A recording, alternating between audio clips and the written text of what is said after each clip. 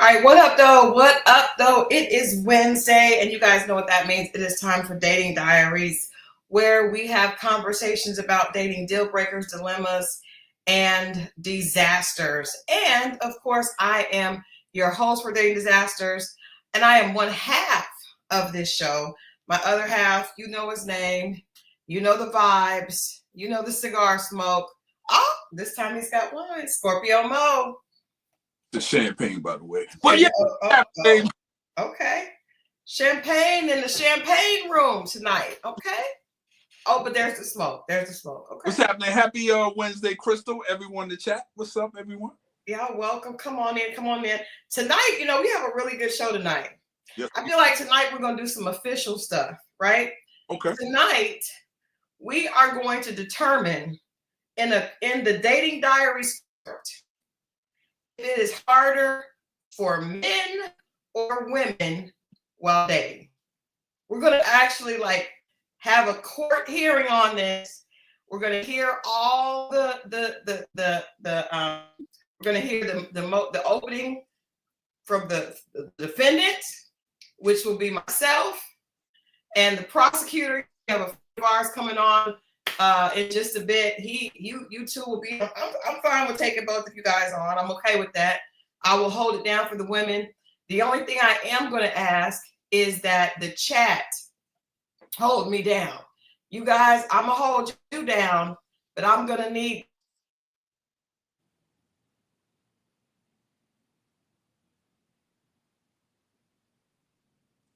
Is she freezing everyone, or is that her, y'all, or is that me? I heard distorting her voice. Now I'm trying to think that's me. Go out and come back in, Christal.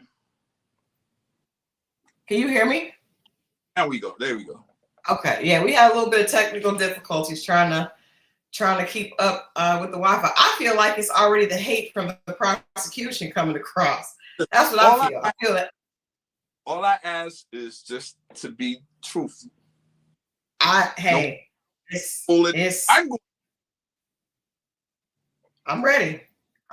gonna be good. So we got a friend coming on. We're gonna hash this out. But like I said, ladies, I'm gonna need y'all to hold me down because I am gonna be I know you guys can be the jury, and I'm taking on these two men. I'm taking them on. Because I feel like I have a lot of information to share. I even have some Bible scriptures, Oh, I'm ready. Okay. Hey. Let that backfire. Hey, you know what? Don't worry about me. I got me. You have you. Okay? You have you. Because I think we just have to. I want to make sure I have information on all sides. Before we get into that, I thought we'd go back and do our everyday. We get back into our routine of dating deal breakers, disasters, and dilemmas. And so I'm going to start with you. What do you have to share with us for today? I got a new dating deal breaker. Okay. All right. Let's hear it. I'm premiering it right now. Okay. I kind of used it, but not really. Okay. Here's the thing. If I ask, and you got to listen to me carefully, ladies. Just put it out there. Hear the whole thing. Don't stop at the part you like and don't hear nothing else. Hear the whole thing. Okay. Here's the thing. And I'm choosing my words carefully. So that means carefully. You're doing a lot of hemming and hawing. Come on with it. What's going on? All right, listen. If I ask a woman in the relationship, would she be willing to go half? Oh, Lord. And she tells me no, it's over right then and there. I'm done. I'm wrapping up the conversation. Nice to meet her. Shake her hand. And it's all good and kind of keep it moving. She can keep the drink. What about the food? Are you going to take her? Are you going to have hers wrapped in a doggy bag for you to take home? No. See, that's the thing. If she answers right, she does get the food. We're not at food. drinks. So wait a minute. So you said in a okay, so this is a date, and you're asking her if when she's in a relationship, if she would be willing to go half.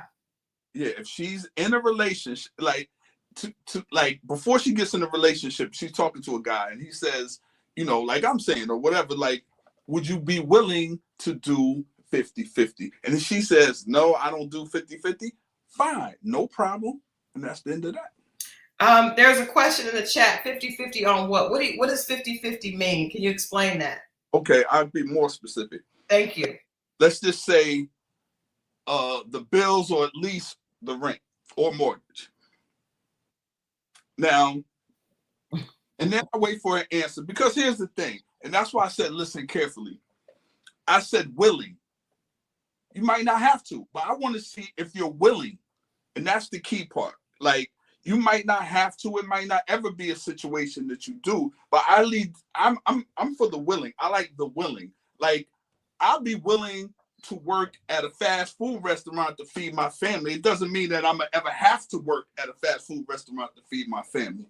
And that's the thing with me. So but let's say I'm in that situation, you know, I'm not rich. If I pay 50, you pay 50, we both got another 50, we could put 100 in and start a business.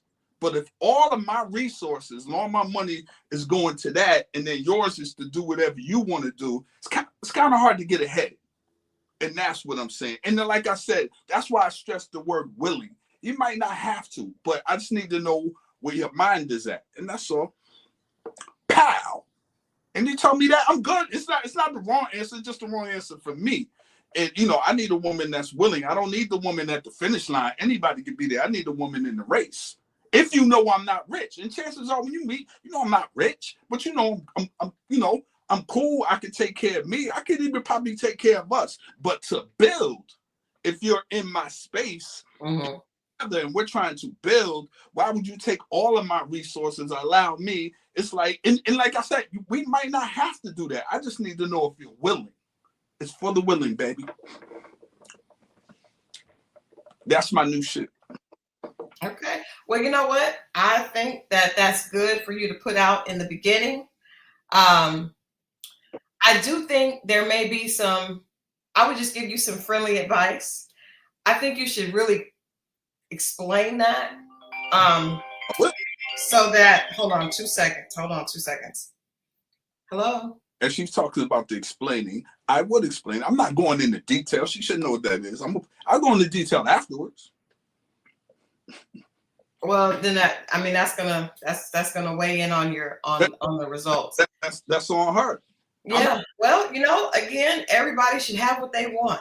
But I think, you know, it's just depending on how that comes off, because there's such a huge take how you take it. Discord, you know.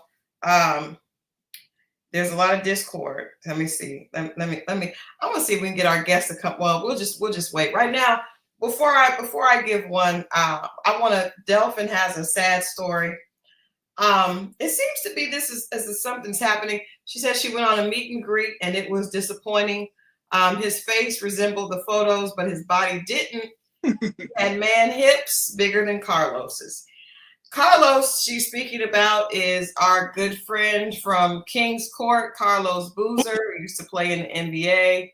Yeah, I know. And the ladies have been telling me that Carlos has hips. Now, I don't see the hips in this photo, but in case anybody, you know, that's watching tonight does not watch on Monday nights at 10, we are going to do a montage of Carlos, and we're going to discern if he has hips, because, you know, we need to know. I just need to know what the women are seeing. A lot of people are in the chat were really telling me he has hips, Christal, he has hips. And maybe, okay, AM, y'all like he does. He has the hips. Hey, okay. Karen Shields, welcome. Terry said, I remember seeing him play when he played for Duke. Are y'all saying when he was playing for Duke, he was running around as a college man with hips? Is that what you all are telling me? Tammy, are you saying that he was running around as a college 22-year-old with hips? Oh, okay, where's the juices cosign? He got some of that Teletubby action going on. Wow. Okay. So he's looking like he could have played in the WNBA as His opposed. athletic body goes left. They not working out no more. You know. I think, and I think a lot of women like tall men, but sometimes, when the legs are long, the transition between the legs and the stomach, it could be weird. Some of them could just have really high, got a high behind situation. I believe he was that dude in Chicago. I do, because women will overlook a multitude of physical sins. So I'm sure we're going to talk about it Monday. I don't want to take too much time up, but Delphin, are you open? Let's talk about this. Let's talk this through. Are you open to going on a second date? And even though he has hips, she says he has a great personality, but the hips were throwing her off. Yo, long as he don't, I would say, ladies, listen, there's nothing wrong with that. Long as he don't close the refrigerator and be like, boop. Ain't nothing wrong with a man that got hips. I would say this, my hips and thighs and body. Our chat is the best. But see, he's 6'3". Wait a minute, the guy you went out with on a date was 6'3"? Because I'm telling you, them guys that are tall like that, hey man, you don't know what that's first of all, some of them can have leg problems because especially if they have really long legs. They got to do with the hips. I'm just saying, like, maybe it's this. She said, I told him he was a bit huskier than what I'm attracted to. Now, Delphin, if a man said that to us, we would be upset. You see what I'm saying? We would be upset if a man told me I was huskier and he was used to. I had a few women tell me I was a little thinner than what they used to. Well, if he's okay, I get, but see, I don't know. Are you open, Delphin? If he had all the other good qualities, are you open to going on another date, or have you closed the door because of the hips? A little bit huskier than she used to. That's funny. She said he asked me if I like him. I had to be honest. Oh Lord.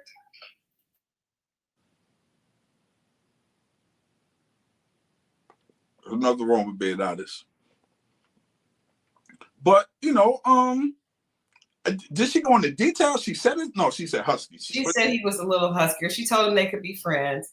Well, I mean, I guess that's women. That is a dating deal breaker. Obviously, the hips. Have you guys seen these shapers, these male shapers that are out there?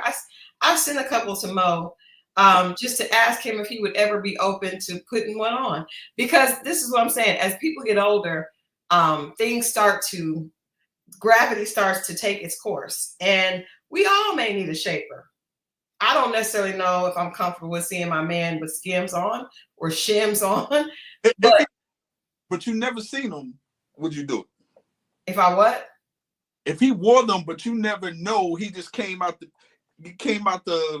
our bathroom or closet and be like, listen, you be like, what is that? He normally hide it. He's like, listen, I want to just put it all out there, and tells you or shows you or whatever it is, but you'll never see it again. But he just wanted you to know. Would you have a problem? Huh? I don't know. I don't know. I don't know that I don't know. I just don't know. I guess I just am not. Don't tell them. See, don't tell them. This is why we can't. We got to. Well, you're gonna see it later. And what if I hug and I feel it? I just don't know about it. Do you know what it takes to get into a pair of skims? The jumping to get your junk all in there. I don't know if I want my man doing that. Hey, we put up with, how many women I've seen, and you see all these contraptions, and you already feel something like you hugging the police. It's part of being a woman. I don't know that it's part of being a man. It became part of being a woman was natural. Don't do that. Now, Delphin says, I told him about my fitness journey and losing 160 pounds. First of all, can we give a hand clap for Delphin for losing 150 pounds? I mean, 160 pounds. That is damn near a person. Actually, it is a person. And he can lose it too. He can lose the hips. She said if he got on board, I consider it. See? Now, see, this is the thing though, Delphin. She says we met at a park, and after a few steps, he wanted to sit down.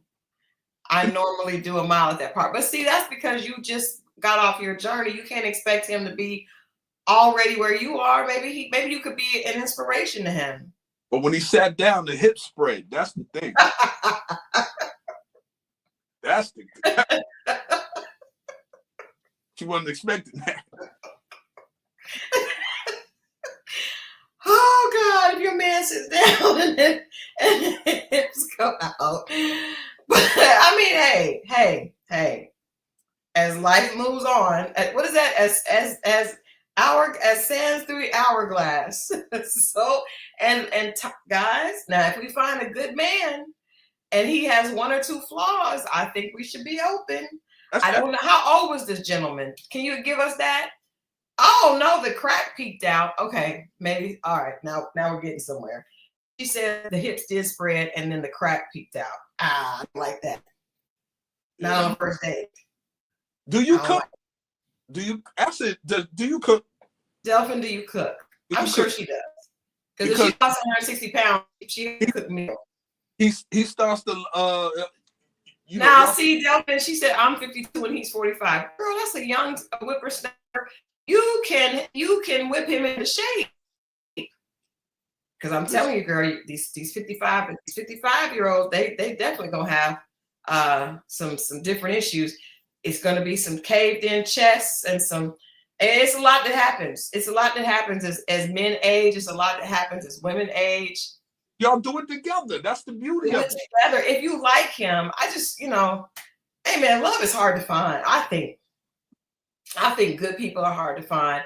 I think a lot of us are too focused on the physical and perhaps the financial. Physical and financial is keeping a lot of people single, and a lot of us are going to pass away alone because we're not open to something different. But at the end of the day, everything is a choice.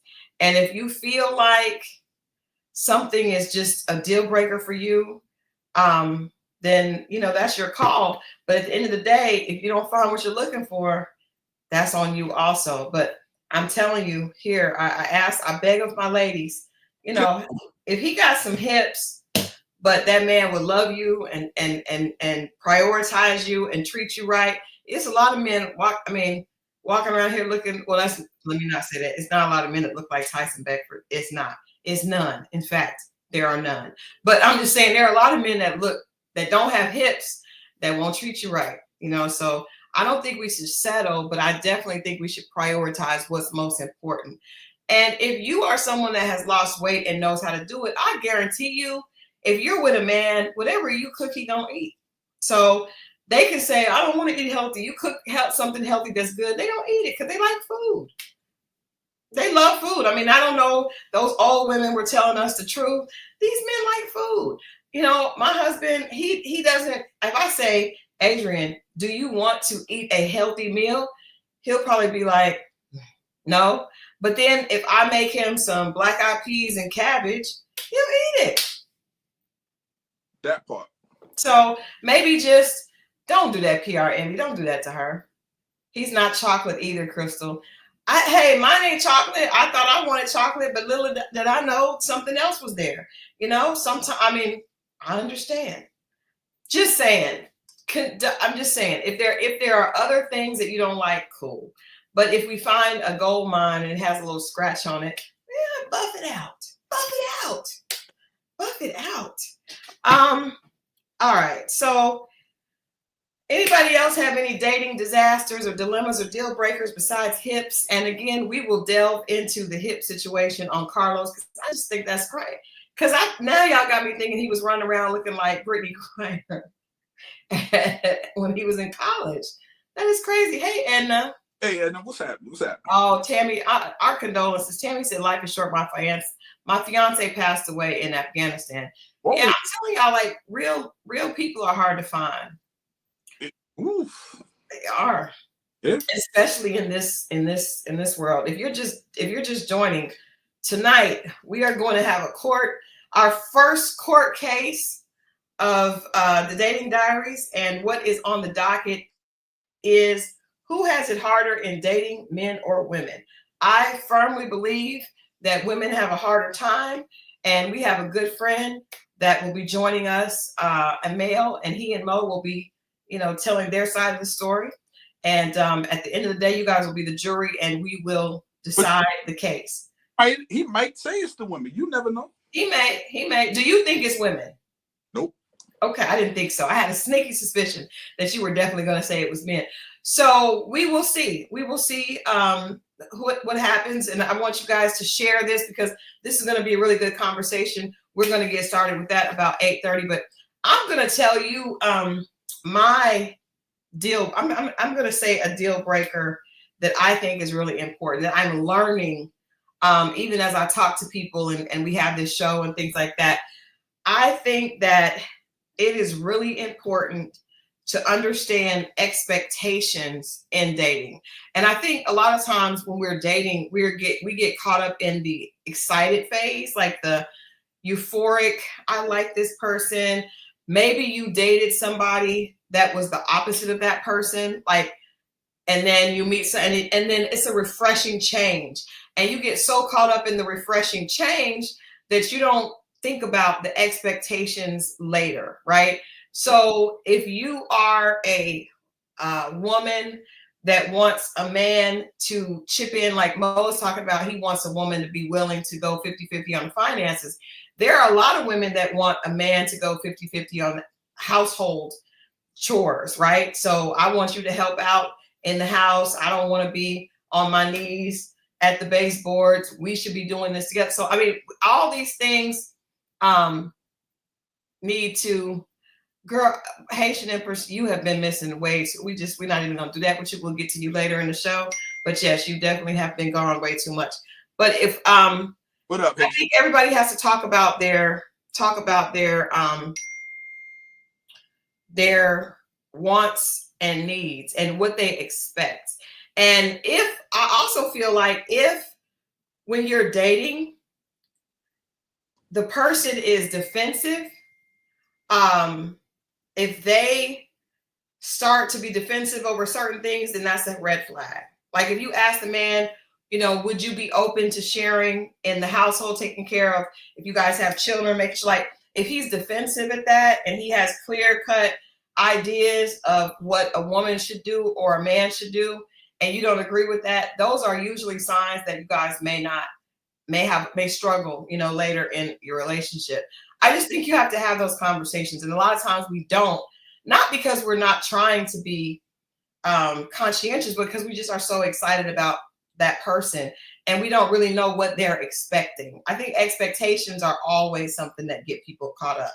Do you think, because I know a lot of men think this, I don't know if women necessarily think this, but if I know men, like if they're physical, obviously we're physical, we like what we see, but at the same time, you'll start to be like, okay, I kind of feel her, and you don't want to say, because you don't want to run her off. And this why I'm fighting you later when you speak your truth or you start to live your truth or whatever that is. So yeah, I think a lot of times as men, I know a lot of times it's like, especially younger men, you don't want to scare the woman off, especially when you already have like about how a woman thinks and feels. You'd be like, I know women don't like this, so I'm not going to mention it because that'll run her off. And then it comes out like he just didn't tell the whole story, that kind of thing.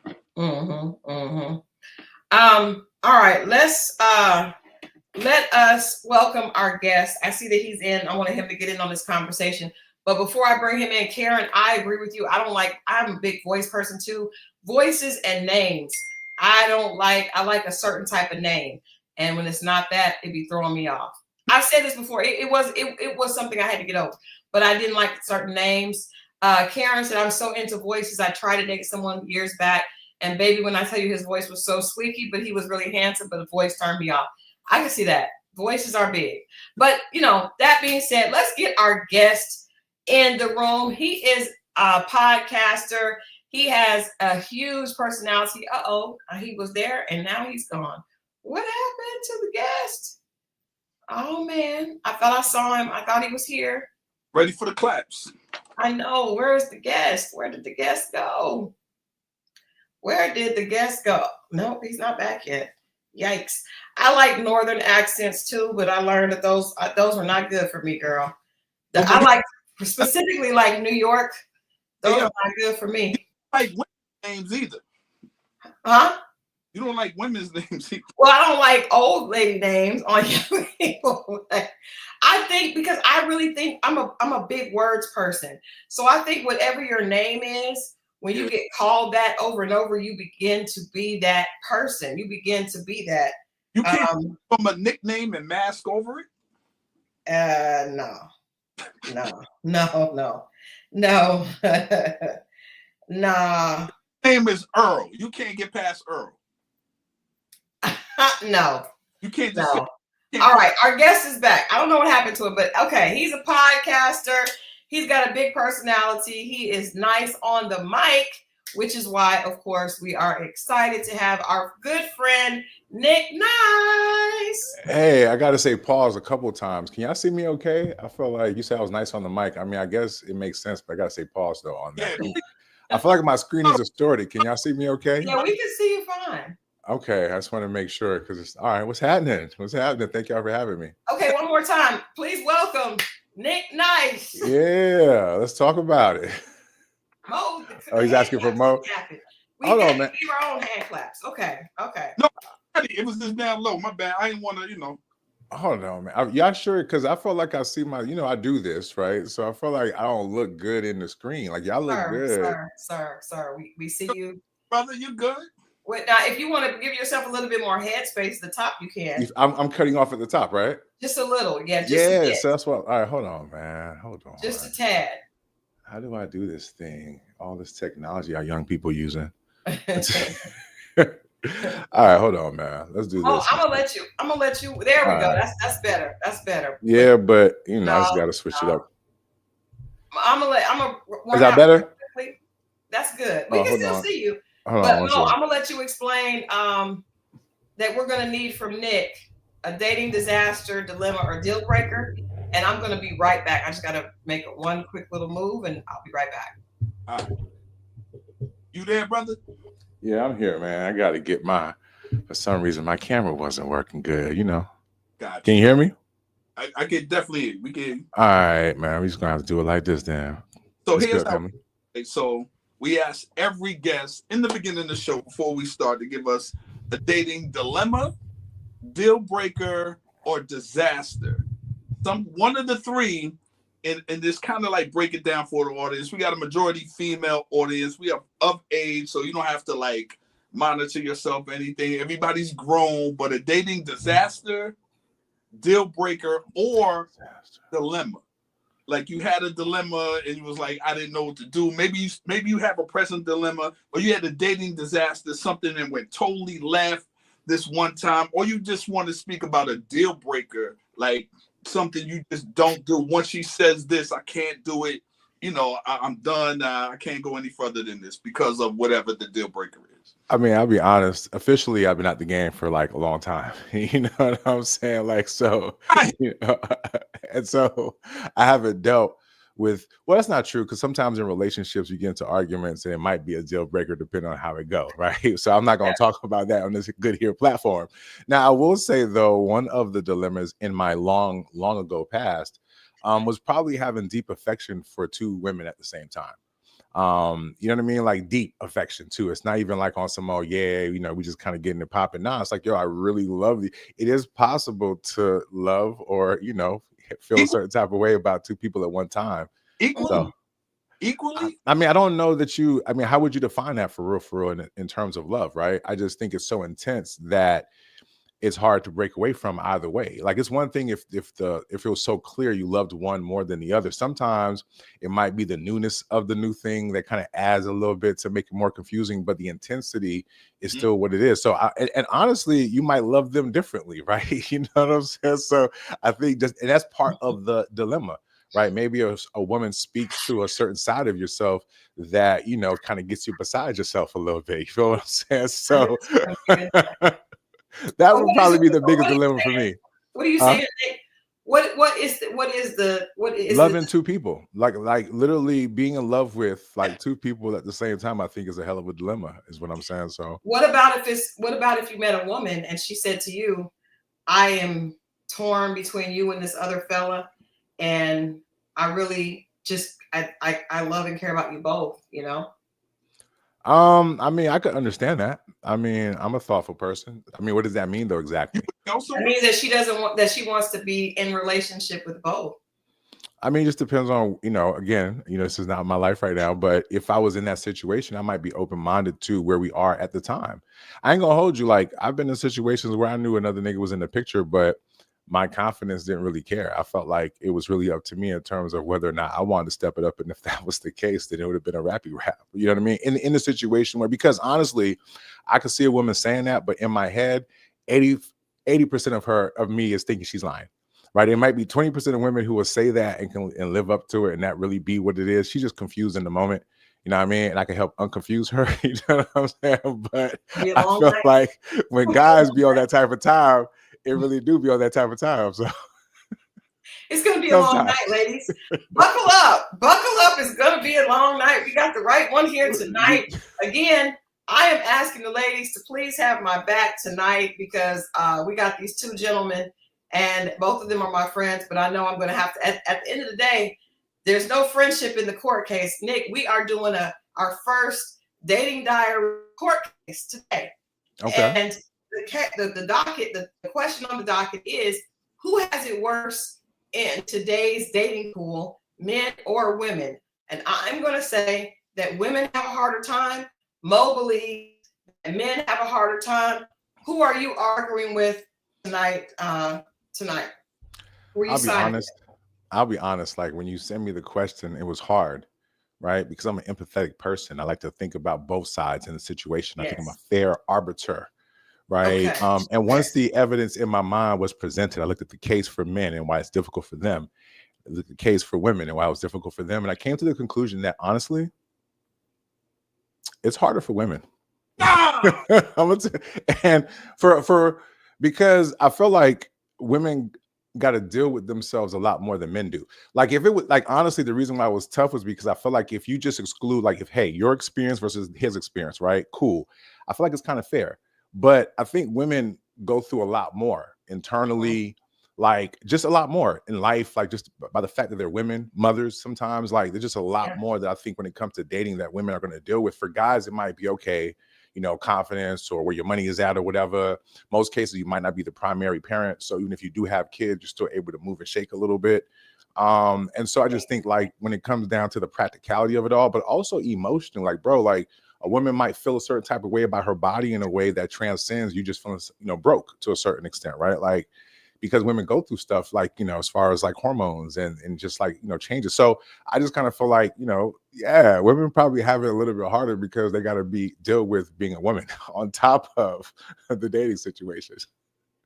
You know what, Nick? I don't have the sound system Mo does, but I'm giving you a hand clap for the fact that, first of all, you came on being honest. I appreciate that. And the ladies earlier in the chat, some of the women said that they like voices, and a lot of them said that they like Mo's voice, and a couple have come through and said that you too, they like your voice. So, you know, voice. He got the smooth radio voice. I appreciate y'all. He does, and the ladies like it. So I guess, I mean, yes. Come on, Mo. Mo. Let me tell you, because I even hear you say it, and I want you to be honest. You was like, I couldn't be a man dating out here. Did you not say that? I did. Not true. But, I mean, but oh, Christal did. Okay, gotcha. Yeah, I did say that, but there's numerous reasons, a lot that Nic named, but a lot that he didn't name that is difficult for us, obviously. And the thing about it, Mo and I have been friends, Nic. I've known you, but I've known Mo like almost 30 years at this point. And he remembers when I was dating. When I met him, I was married. And then I was dating. And he saw, and I did, a lot of times I would share with him my dilemmas, but I didn't always share with him my insecurities, right? Because that's not something a man would really, have input on. So a lot of the insecurities dating as a woman, at first I was in my 30s, right? And then in my 50s now, I will say, I've heard a friend of mine, an older woman at the time, because I was single at 31, 32. And she said, Christal, do not waste your 30s. I think the early 30s are a woman's best time to date because you still look extremely young, and men, even though older women today don't necessarily, all of their bodies are not, a lot of women keep their bodies in shape. It doesn't matter if you keep your body in shape, if you look great, you work on your skin. Men just a lot of times prefer a younger woman, right? It's just the dynamic. Maybe they feel more comfortable. I'm not sure. But Hey You There says 30s is trash. But trust me, if you think 30s is trash, girl, hold on until you get to your dating your 40s and 50s is getting ready to be a ridiculous. I wouldn't wish it on my worst enemy. But I think that because men skew younger and men value youth and beauty on average. Now, I'm not talking about a mature, educated, God-fearing man. I'm talking about the average Negro out there. He values youth and beauty. Maybe flip, beauty and youth. Women value security. So as long as a man has security, he has the ability to get a woman who looks a certain way, and 9 times out of 10, he's going to want a woman that's younger than him. So you already got to know that the men that are your equals are going to be looking at you like, I'd rather date someone else. A lot of men my age that have, that are very successful, they really want to date someone my daughter's age. So you got to know that as a woman, you got a window. But it's not. Obviously, it's not for the same reasons. Like with Mo, that doesn't. I'm talking about that doesn't matter. I'm just talking about your odds. No, odds. But I still disagree. I think that if women were realistic, they would have less problems. Hey, can I add on to that, Mo? Yes. I'm sorry. I'll go add, because I don't even know if it's just about being realistic. If people knew how to do a thing like date, for example, some people don't even know how to look for a job for real, like to be effective in finding the best job for them. We assume that just because we exist and we're social, that yes, we're gonna get all the dates and all the guys who approach me are gonna be the right guys. No, there are things that women have to actively do and participate in order to increase their odds and their chances. And what Mo was speaking to was the part that most of us recognize, is that sometimes you guys are a little delusional, right? In terms of the things that you're looking for, right? But that's fine. Hey, live in your delusion. But the truth is, if there's some bit of reality out there that says, you know what, maybe I can change these things. Listen, a lawyer who also happens to moonlight as an Amazon truck driver is not going to show up at your door and sweep you off your feet. There's a lot of y'all who don't even go outside to like meet nobody, right? Like I'm saying, y'all don't even do some of the basic fundamental things. Like I get, like when y'all go out to network, y'all really just go out to network. You know what I'm saying? When guys go out to network, we go out to network and ... Okay, you know what I'm saying? When y'all go out to the club with y'all girlfriends, oh, y'all only go out to the club with y'all girlfriends. Y'all don't want to be bothered. When we go out with the homies, we go out with the homies, and you guessed it ... So no, wait. Let me interject there. Some of that, women have convinced you guys of some stuff that's not true, and I need the chat to hold me up because I don't have any women here on the screen. When women go out to the club or to a social setting, trust me, we are open to ... If we say no, we're there with our girls, it's because we don't like you. And it's not cap. I'm gonna tell you why. Can I tell you why real quick? Yeah, because please. if y'all truly was going out there and prioritize meeting a man, y'all wouldn't go out in the groups that y'all go out in the first place. Y'all go out with girls who you know is gonna hate the minute that some dudes step to y'all. Like I'm just saying, like it's strategically. As a woman who has gone out with a group of friends, Okay, right? I'm just saying, I've done this. I feel you. And every, especially when I was in my prime, when I was out there doing my thing. If a man is interested, he will still come over and talk to you. Now, I prefer the kind. I know there's probably some that are shy and hiding in the shade and the shadows. I don't really care about those, but there are men that will come out, and I also really don't care about a girlfriend that's hating. I'm not trying to sleep with her, so I'm just saying, every time I would go out, we're going to go out as girls, but trust me, we are putting on them freakum dresses. We are doing the hair, doing that. We want the attention. But what we do is, like, I just want to have a good time. No, I don't want that. That's a lie, because I just am not interested in you. I'm glad to admit that. Huh? I'm glad she admit that, but that's the thing. You constantly get approached. Is it society's fault that these men, you don't want these men? You say there aren't men, but men constantly approach you. The pool is there for you. You just don't want those men. And then you say it's hard. It's harder for the dudes that you like to like you. That's true. The hard part for you. That I believe that that's true, but I think that could be true on both sides, because I think sometimes the men. Now, women may want. You're right. I remember one of my guy friends said, "Christy, you just, what you want is not out there." He's not out there. He was like, "There's not this intelligent, tattooed 6'3" person that is also good." But guess what? It was. You know what I mean? So it was. But he was like, you want a whole bunch of different things in one man. To your point, the Amazon driver that is also the lawyer. But sometimes those things do randomly, a unicorn exists. But I think that women are sometimes a little delusional with what they want.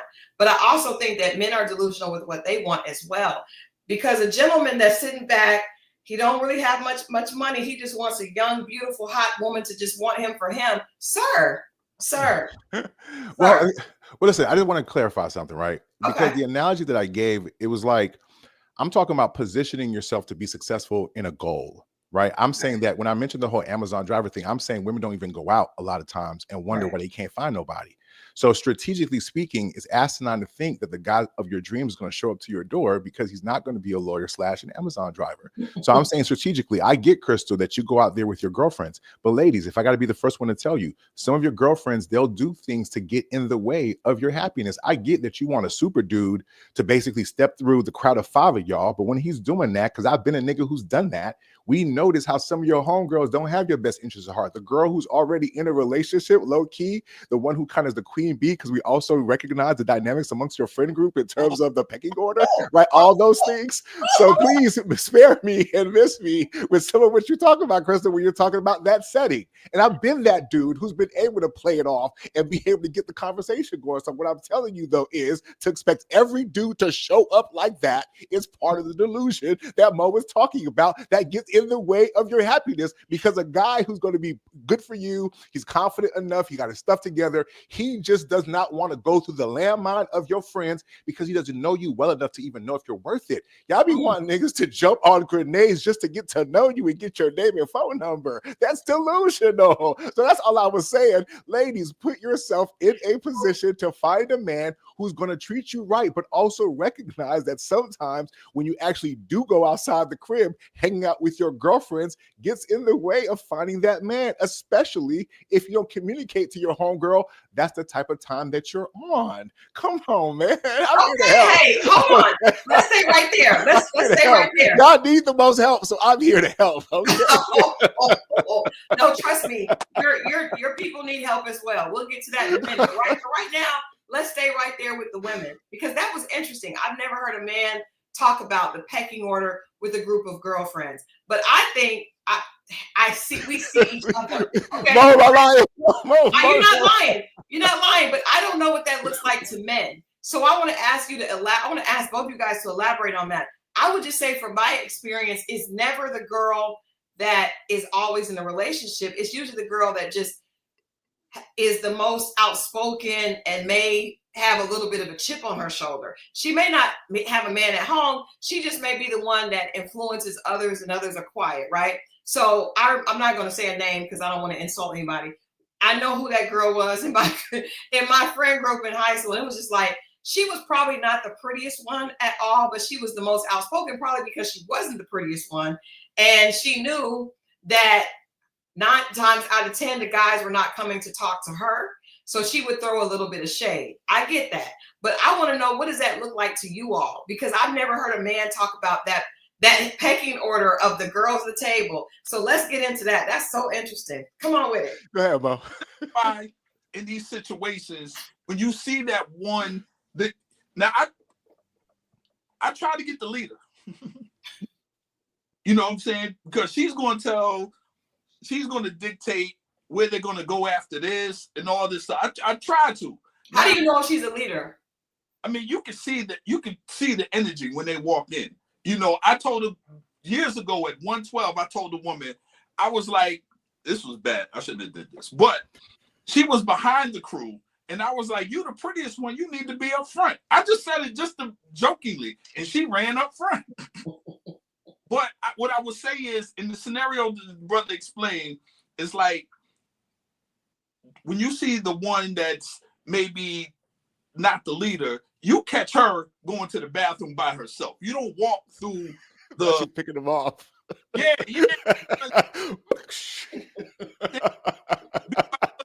That if she ain't feeling you, the leader or the second in command, she gonna be like, oh, come on, girl, let's go. Or start talking to it. You gotta understand, just to cut through that is work. And we're sitting up there and she's picking, no, he ain't good enough for you. You can feel the energy. Yeah. You really can. Okay, so I'll tell you how I could tell, right? Usually she's sitting in the middle. If it's like about a group of 5 or 6 girls, she's going to be somewhere in the middle. Like how people are positioned says a lot, right? Yeah. The person who is dictating how the group moves, for example, and you can almost even kind of tell. In fact, the woman who probably is responsible for the group being there in the first place, right? You know, and I hear what you're saying, that she may not always be the prettiest one, but she's the baddest a lot of times, right? Or at least she carries herself in that way. And the fact that other women in her circle respect her in that way says a lot, right? It's because they know she either brings something. It doesn't necessarily have to be she's in a relationship. It's just that whatever women tend to value, whether it's looks, themselves, like in terms of how they value looks, or like social presence. Oh, she's always the one getting people in. She's the one that got the connections or whatever, right? Or the guys are always giving her the one that's getting the attention or whatever. So she's the one, right? Me personally, you know, so I would be able to spot it because I would be bold enough to go to a group. And honestly, I feel like in a group dynamic, sometimes I wouldn't pick the leader because I'd be wanting to see how the rest of them respond. It reminds me of like the old Martin thing where you kind of pick like the least attractive person to engage with sometimes, you know what I mean? But usually if it's a group of like women who are all attractive, you really can't lose unless somebody is hating you, which is how you pick up on that behavior. And the funny thing is, women will hate not because they got a man, they'll hate because they don't want to see you happier than them. You know what I'm saying? So I hear you, Christal. I don't think I have friends like that. That's crazy. Okay, let me give you guys a scenario, and I want you all to I'm just trying to be honest, ladies. Just look out. No, I appreciate the honesty. This is good. This is good. I went out because I had to learn how to start dating again when I moved to Atlanta. Horrible place to start learning to date because I never dated really. Had a boyfriend in high school, boyfriend in college, got married, and then was single in Atlanta at 32. Horrible. So I would always go with a friend because I'm not the girl that could just go to the bar and sit by herself, and I'm not that chick. So I'll go with usually 1 or 2, right? So I go with a friend to, oh my gosh, there was a spot on 85 that used to be like a meat market. Do you remember that? Do you remember that place, Mo? It was on 85, Highway 85. It was crazy. Like it was almost like, it was a crazy meat market. This is back in the early 2000s. So I see a guy and he's looking over there at the both of us. She spots him. She likes him. I mean, everybody liked him. You know, tallest one. That's how we know. We look around, tallest one. That's the one everybody's looking at. He had the setup that is awesome.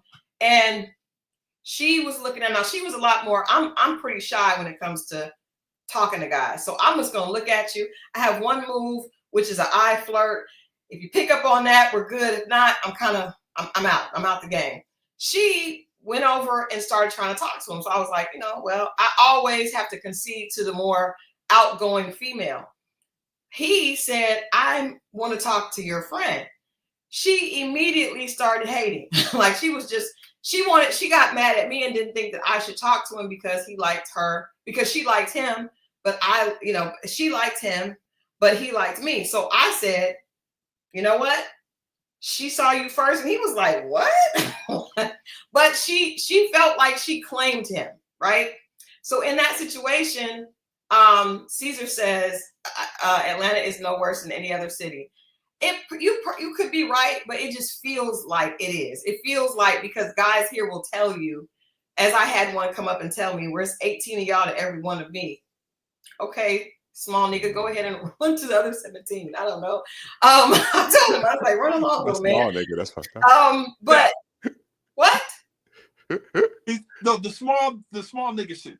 The thing you just said. Yeah. But he tried me though. But why did he try me coming and telling me like it's 18 of you to every one of me? So I'm like, that might just be math. Just might be statistics. I mean, okay, another guy that get caught. Little man, run along.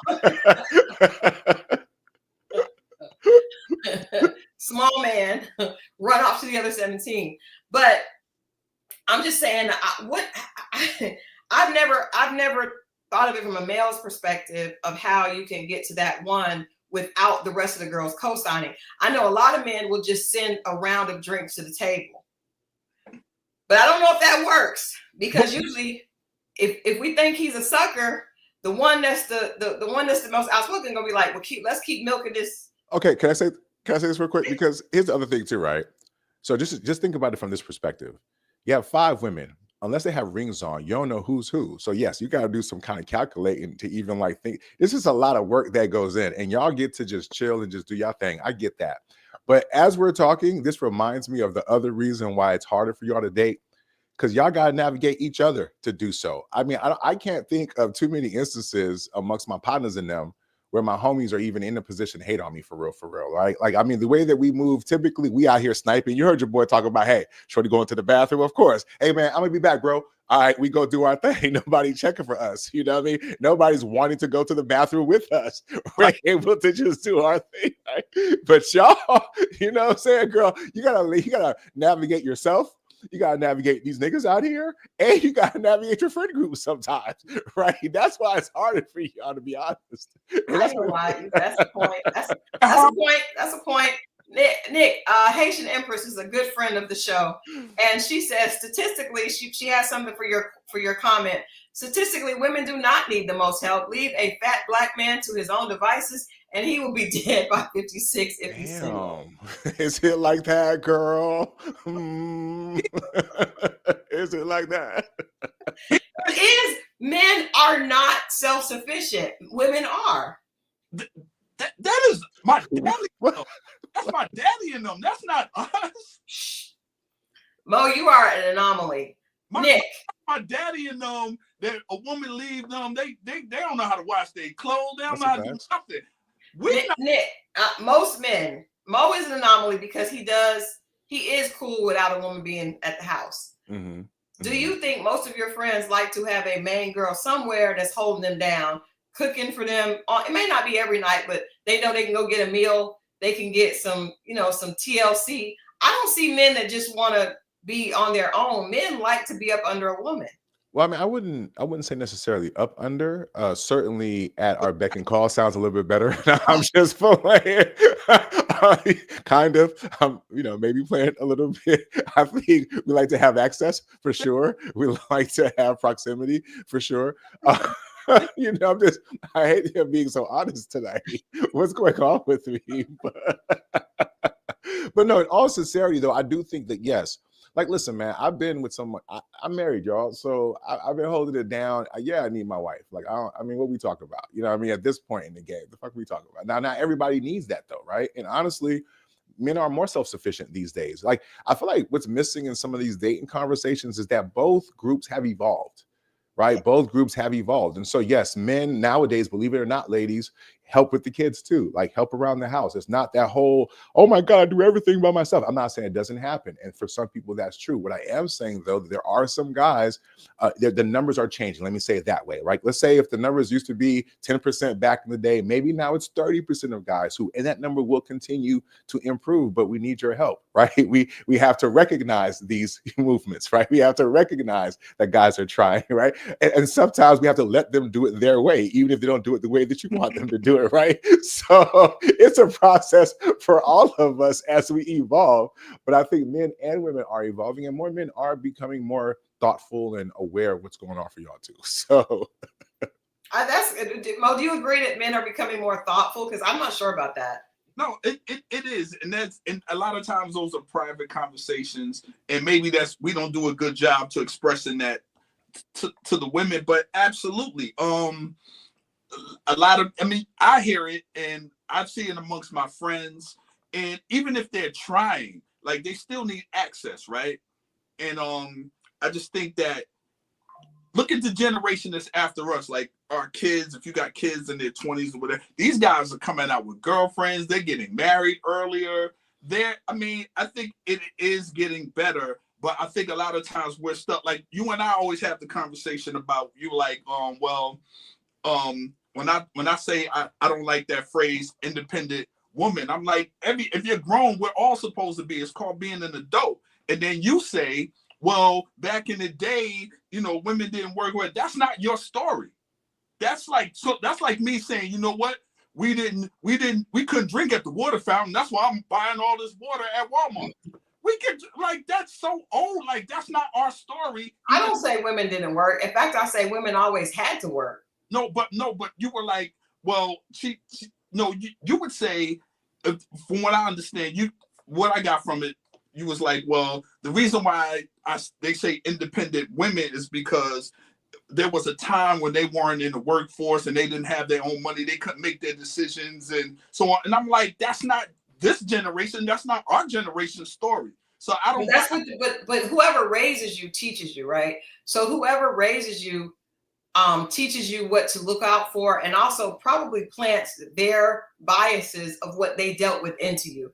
So if your mom was a single mother and had to struggle, she's going to teach her daughter to be independent so she doesn't have to struggle. It's cyclical, and there's nothing, there's no way to go around that. You can't, if you are a woman who is struggling, scratching and surviving, as we like to say here, if she's scratching and surviving and she has a daughter, how is she going to teach that daughter to have a soft life? She doesn't know what that looks like to teach her to do that.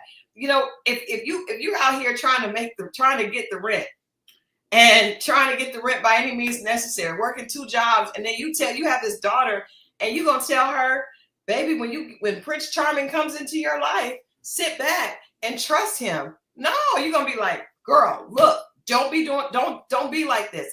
You get your education, you get you a good job, and you take care of yourself, even if somebody leaves you out. That's just normal. Like a man would tell his son, whatever y'all. I mean, a lot of men back in the day would tell their son to get money so they could get any woman that they wanted. That it may be toxic information on both sides, but it's from their experience. And whoever teaches you molds you and creates the identity that you will take into the dating space, right? That comes from what you learn.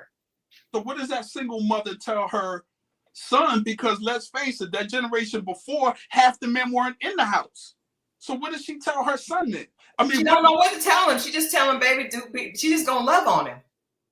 She can't teach him how to be a man because his man is not there.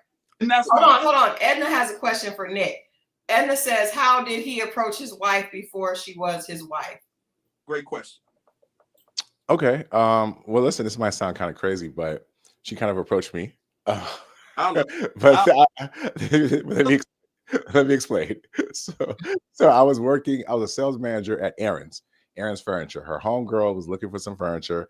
She just happened to tag along on the trip, right? And so while the homegirl was looking for stuff, we obviously connected. We was vibing in the conversation or whatever. And then before she left, there's like a little booklet, and then ask you like, where were you most interested in the store? And she wrote me. So I kind of felt like we shot her shot a little bit, but we were both vibing. So we shot our shot at each other. You know what I'm saying? So, and then we just started chopping it up. So yeah, that's how we met. It was like, it's been a long, huh? See, ladies, Yeah, it was, but it's funny because you would never think like she would do that because this is not her type of time. But I think just the vibe, it was comfortable, it was cute, you know what I mean? So that caught my attention. And so yeah, you know what I mean? So yeah, that's how it happened. But listen, I'm a shooter. Mo wants more women to hit Approach on men. No, but listen, that brings it back full circle because what I'm saying is like you can't be passive in life, right? Like if you want something, you have to be participatory, you have to be thoughtful, you have to be strategic sometimes. Like imagine you're looking for a job, your ideal career, and you're only putting out one resume, but so often. You're not sharpening up your resume. You're not taking classes to get certifications for the ideal job that you want.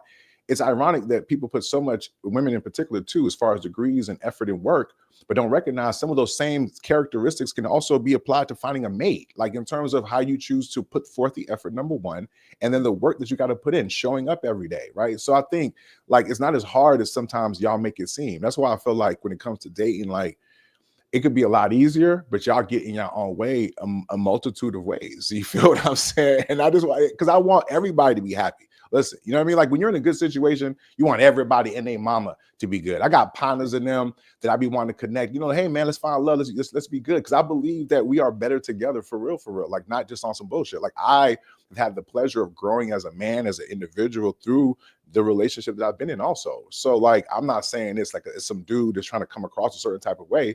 I'm saying that I find value in two people finding a way to connect and build together. And so many times men and women get in each other's way.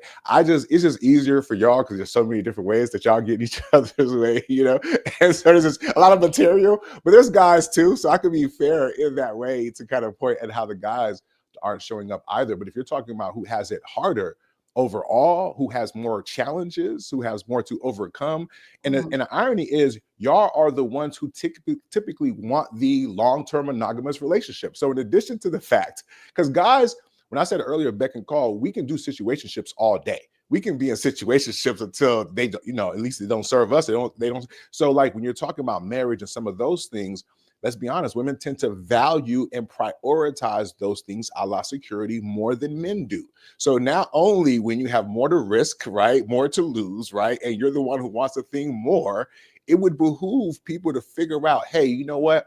I'm into real estate or I'm into this thing. Maybe I should go to events where I can meet other people who are into the things that I am into, who share my values, right? If I could be maybe a little bit more open, let me learn how to drop a handkerchief, i.e. some choosing signals, because some of y'all don't know how to do that, right? So I get Mo saying, hey, I want women to be hollering. No, I don't think he got to even say that. Some of y'all just need to do better about having choosing signals to make it clear that if you're interested in somebody that he knows what time it is. There's a lot for people to have to cut through in 2025, from TV shows to music, and you don't think finding you and finding love is one of those things? So why not help it a little bit by learning how to flirt a little bit better than what y'all been doing?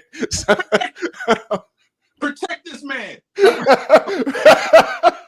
That's all we saying. That's all we saying. With love. Right, but let's even it out, because we're talking about we're talking about a lot. It's a little much on my sisters right now. I see it, but I also think I will say I agree, which is why I wrote this book. Women have to be intentional. You have to be intentional about wanting love, and I think for a long time, especially I can speak for myself, I taught that you go after a job, right?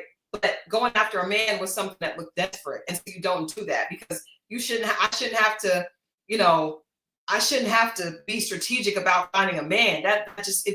But reality is you do have to be intentional about everything you want in your life. So I do believe that we have to change that mindset. However, I do want us to go across the pond because there are a lot of issues on the other side of the pond. First of all,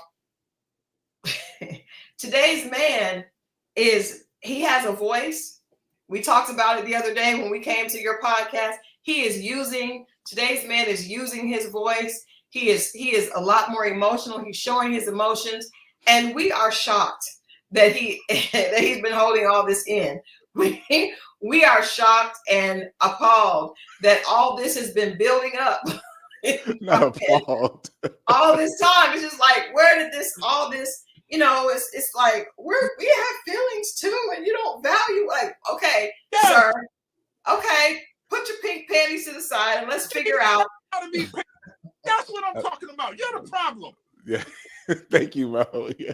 He can say it. You're the part of the problem, sister. I am trolling a little bit, but I'm asking seriously. It's a lot of sensitivity, and in my opinion, now I'm playing, but I'm being serious.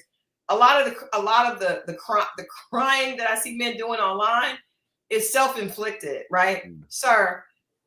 If you had not been playing all these women when you were in your 30s, right? If you had been taking somebody seriously, men want to do all this playing, heartbreaking, acting a fool, and then they get to be in their 50s, late 50s and 60s. I just want to find a good woman.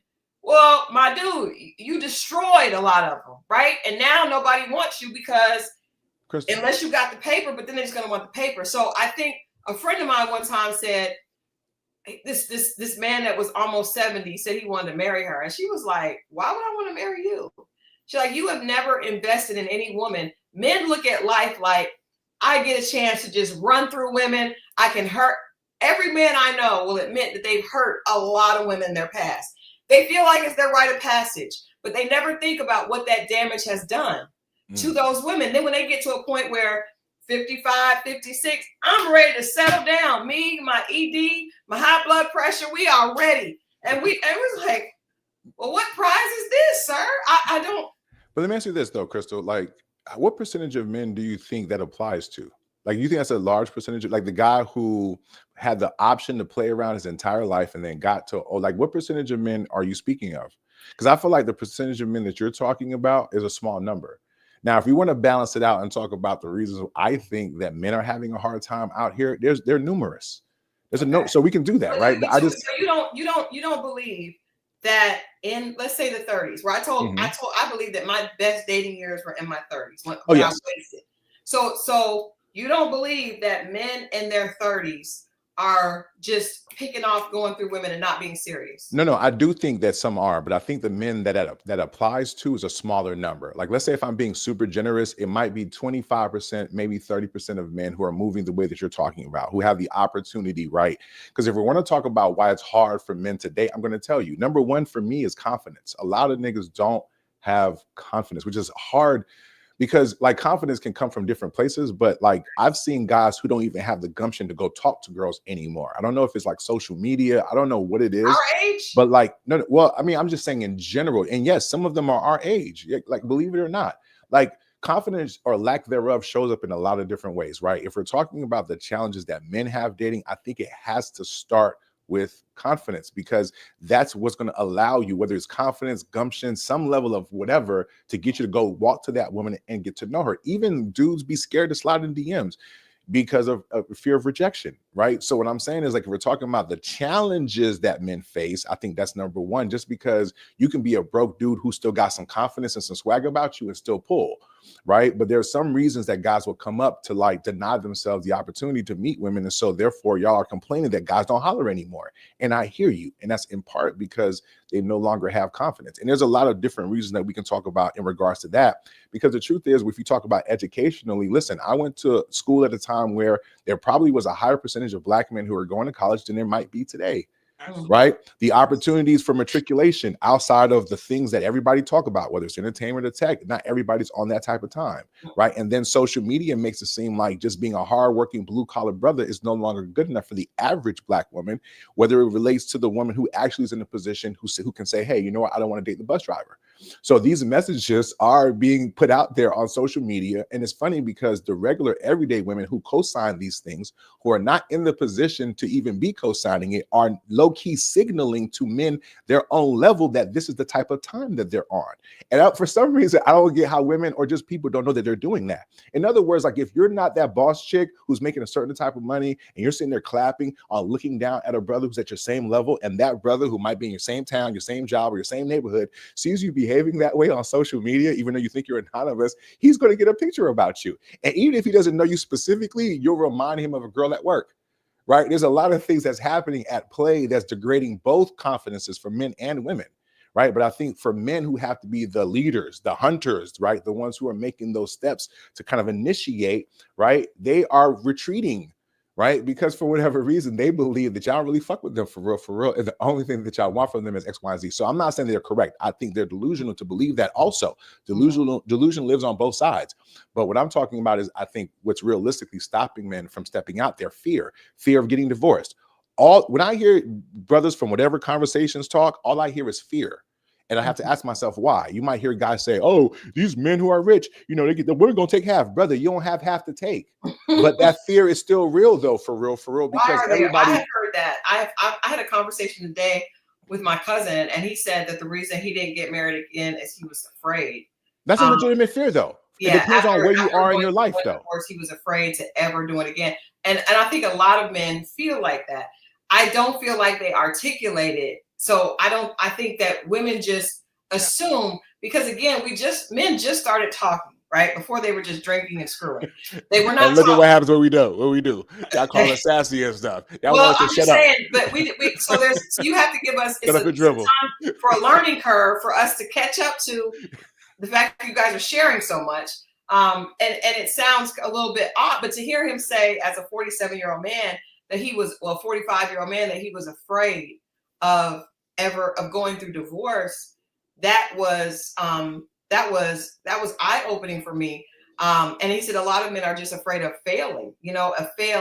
And so that's not something and I definitely wouldn't expected him to say that, you know what I mean? Because he's not, that's my cousin, so I know him, and I did not expect him to say, "I'm afraid of that." I expect he's got a lot of smooth talk, quick talk, but I didn't expect at the root of all that BS. I don't want the white man in my business. We ain't got to make it. All we got to do, all that matters is us. All that rigmarole was really because you're afraid, right? All that smooth talk. So, but I want to go back to this question for both of you guys. I just cannot believe, as intelligent as you both are, that you are not agreeing that men are taught not to settle down early on. Men are taught to go and enjoy, sow their oats. I didn't have the privilege of going to a HBCU. I went to a PWI, right? So when I was in school at the University of Oklahoma, I told this story on this channel. I was in my major was organizational communications and PR. So the people that I was in those classes with, we had the same people that last maybe a year and a half, right? Because you're on this track to graduate and you guys are all in that same place. Out of those groups, there weren't many black guys in that group, but the white boys, their fathers were telling them, especially that last year, their fathers were taking them to get engagement rings.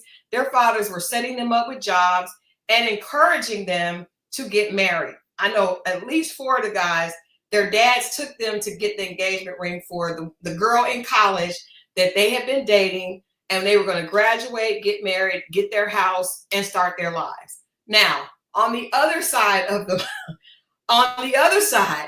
where my friends were, the black guys' mothers, because a lot of them didn't have, 2-parent family, some did, some did not, were saying, "You about to be a black man with a degree. You can have any girl you want. Don't you let no girl tie you down. You get out here and you enjoy yourself. Don't let no girl think that she can tie you down." That attitude, even promoted by a mother, which is wrong, it creates a culture of young men who feel like, I don't want to get caught, right? I want to be able to play. I don't want to settle down. Where on the other side, those white men were looking at building wealth together at 22.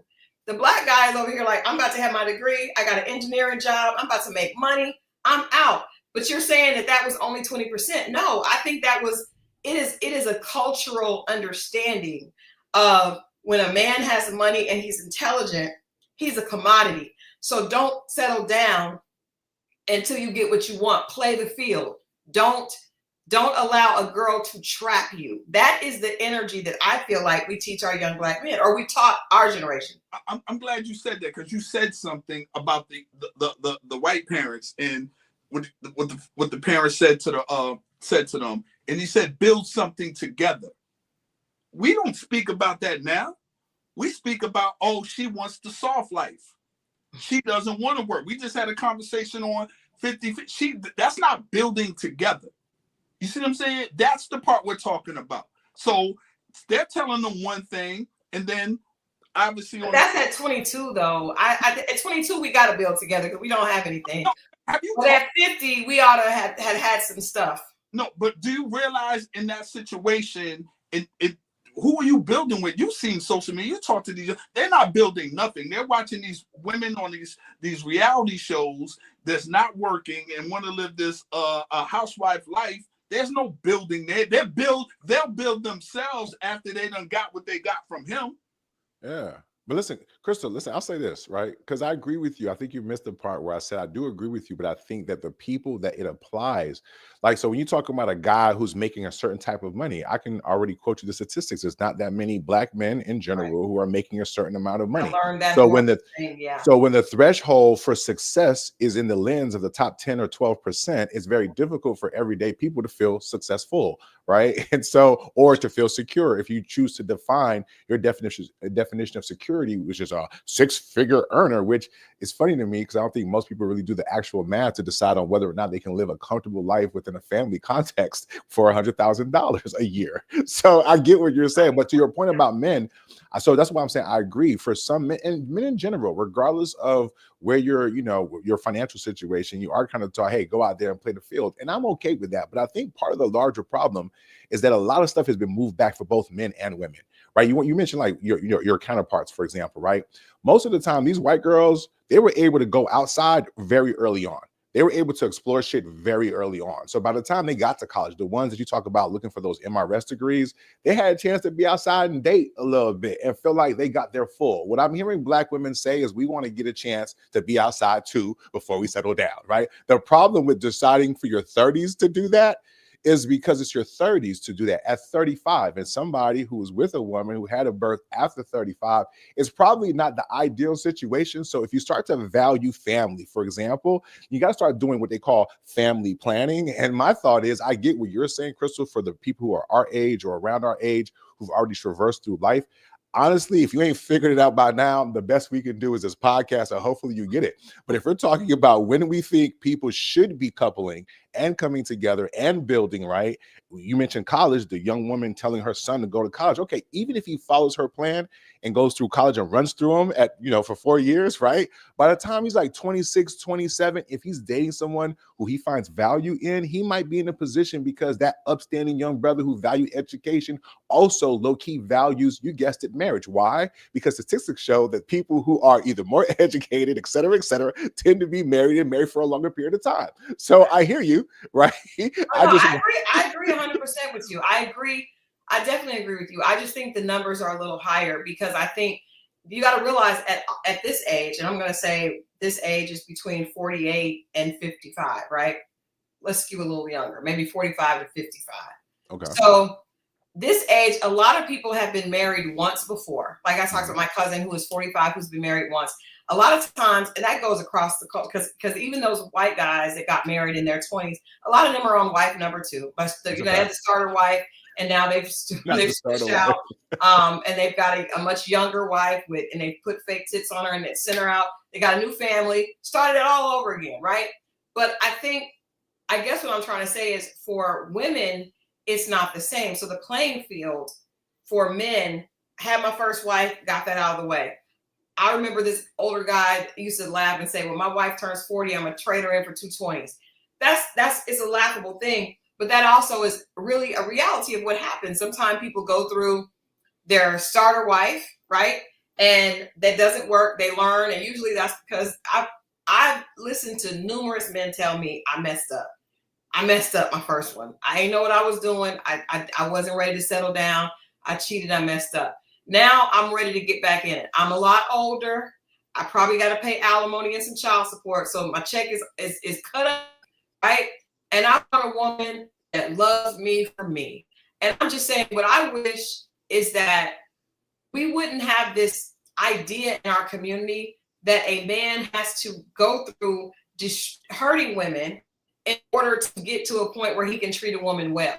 Why can't we teach our sons that going through women is playing bad seeds that more than likely come back to haunt you later? So when you are 56 years old, you got a little diabetes, and nobody is there to help you with your insulin, that's because that woman that you probably didn't treat right in your 30s, that woman would have been a great wife, caretaker for you, probably would have fed you some good healthy food so you wouldn't end up with diabetes in your toe. But that's not what you wanted to do, because we don't hold men accountable for messing up, because it's not just messing up, it's hurting women and causing and hurting families. And now I want to start over with new kids and be in the house. We What? do hold Like, men no. accountable. Society holds men accountable. What are you talking about? Society does not hold What do you men mean? accountable. Like you mentioned guys who are afraid of alimony, for example, or who are afraid of their finances being split, right? That's a legit fear because society will hold them accountable for a failed marriage, especially if he's a man who women say they want, like who's a provider, et cetera, right? So the fear that's there is based off of the fact that he's in a position to have that fear, right? I don't want to go back to women because we've been talking about women, so I could do that if you want to. I thought we were trying to keep the focus on why men, but listen, just to kind of bring it back, because if you're talking about a certain age group, right? Some of the challenges for men might be sex, for example, right? Because depending on where you are in your sweet spot, maybe things aren't rolling the way that they once did. In fact, I hear a lot now that some of the younger men are having issues, maybe because of drug use or whatever. So I do get like for an older man who might be in that age range, you might think he got it sweet because he got a couple of dollars, but for him, if he's splitting that with kids and alimony, he's not able to move like he once was. You know what I'm saying? So like he's not, you know what I mean? So that's one the merit on his ability to go outside and date for real. And then that's the men on social media crying about, I want a woman that just wants me for me. I want a beautiful woman with a 24-inch waist and fake titties and a big juicy ass, and I want her to love me for me. What? And that's not realistic. But here's the thing. I don't know if you've ever done this, but I've been one. It's kind of hard to talk sense into a man with a hard dick. Sorry, I've had to say it.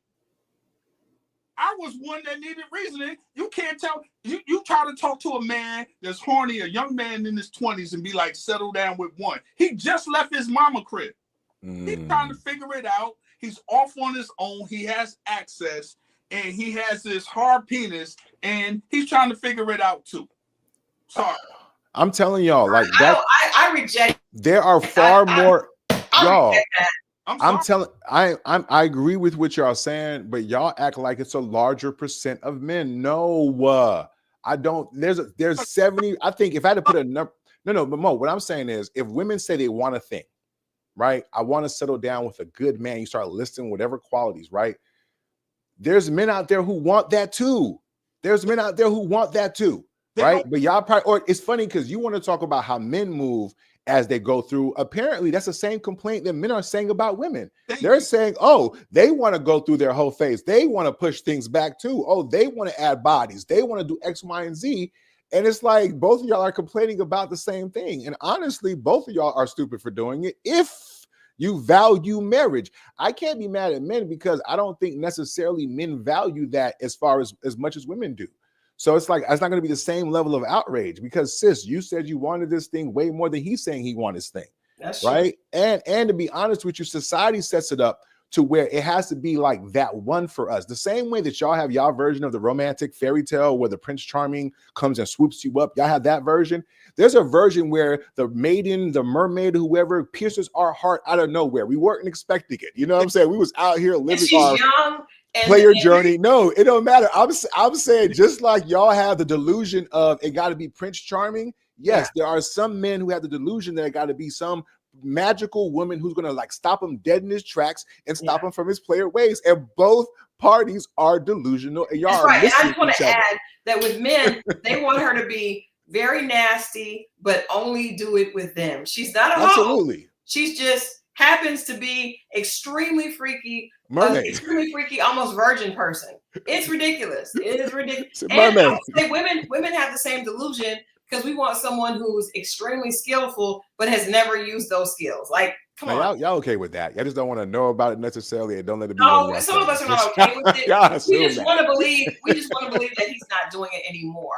Facts. There you get that part. And even for some of y'all, that's delusional too, because you know your nigga. But go ahead. I'm sorry. This is true.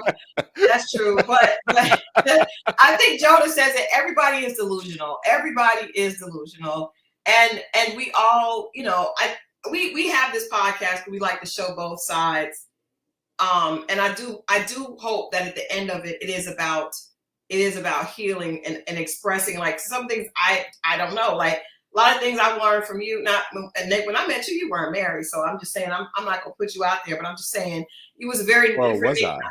It was a very different man. Well, I did not know. That's I true. didn't. That's fair. I didn't That's know. fair. That's fair. It was, your conversation was different. Let's say that. That's absolutely But see fair. how it can happen? He meets the. That's what we're saying. It's not. It has been about 15 years. Nah, it's been longer than. But then you want him to do it when he's not ready. So what do you want when he's ready? No. He can do it when he's ready. I mean, he was in a situation, so he's lucky. But for those men who don't want to do it until they're ready, and when they're not ready until almost 60, well, sir, you have taken a chance that maybe some of the women that you're into may not be into you, and that's okay. Now, if that's just what it is. Same thing with women, and I say this is even harder for us, because the reality is, and this sucks, and ladies, trust me, I'm saying this, but I'm a part of it as well.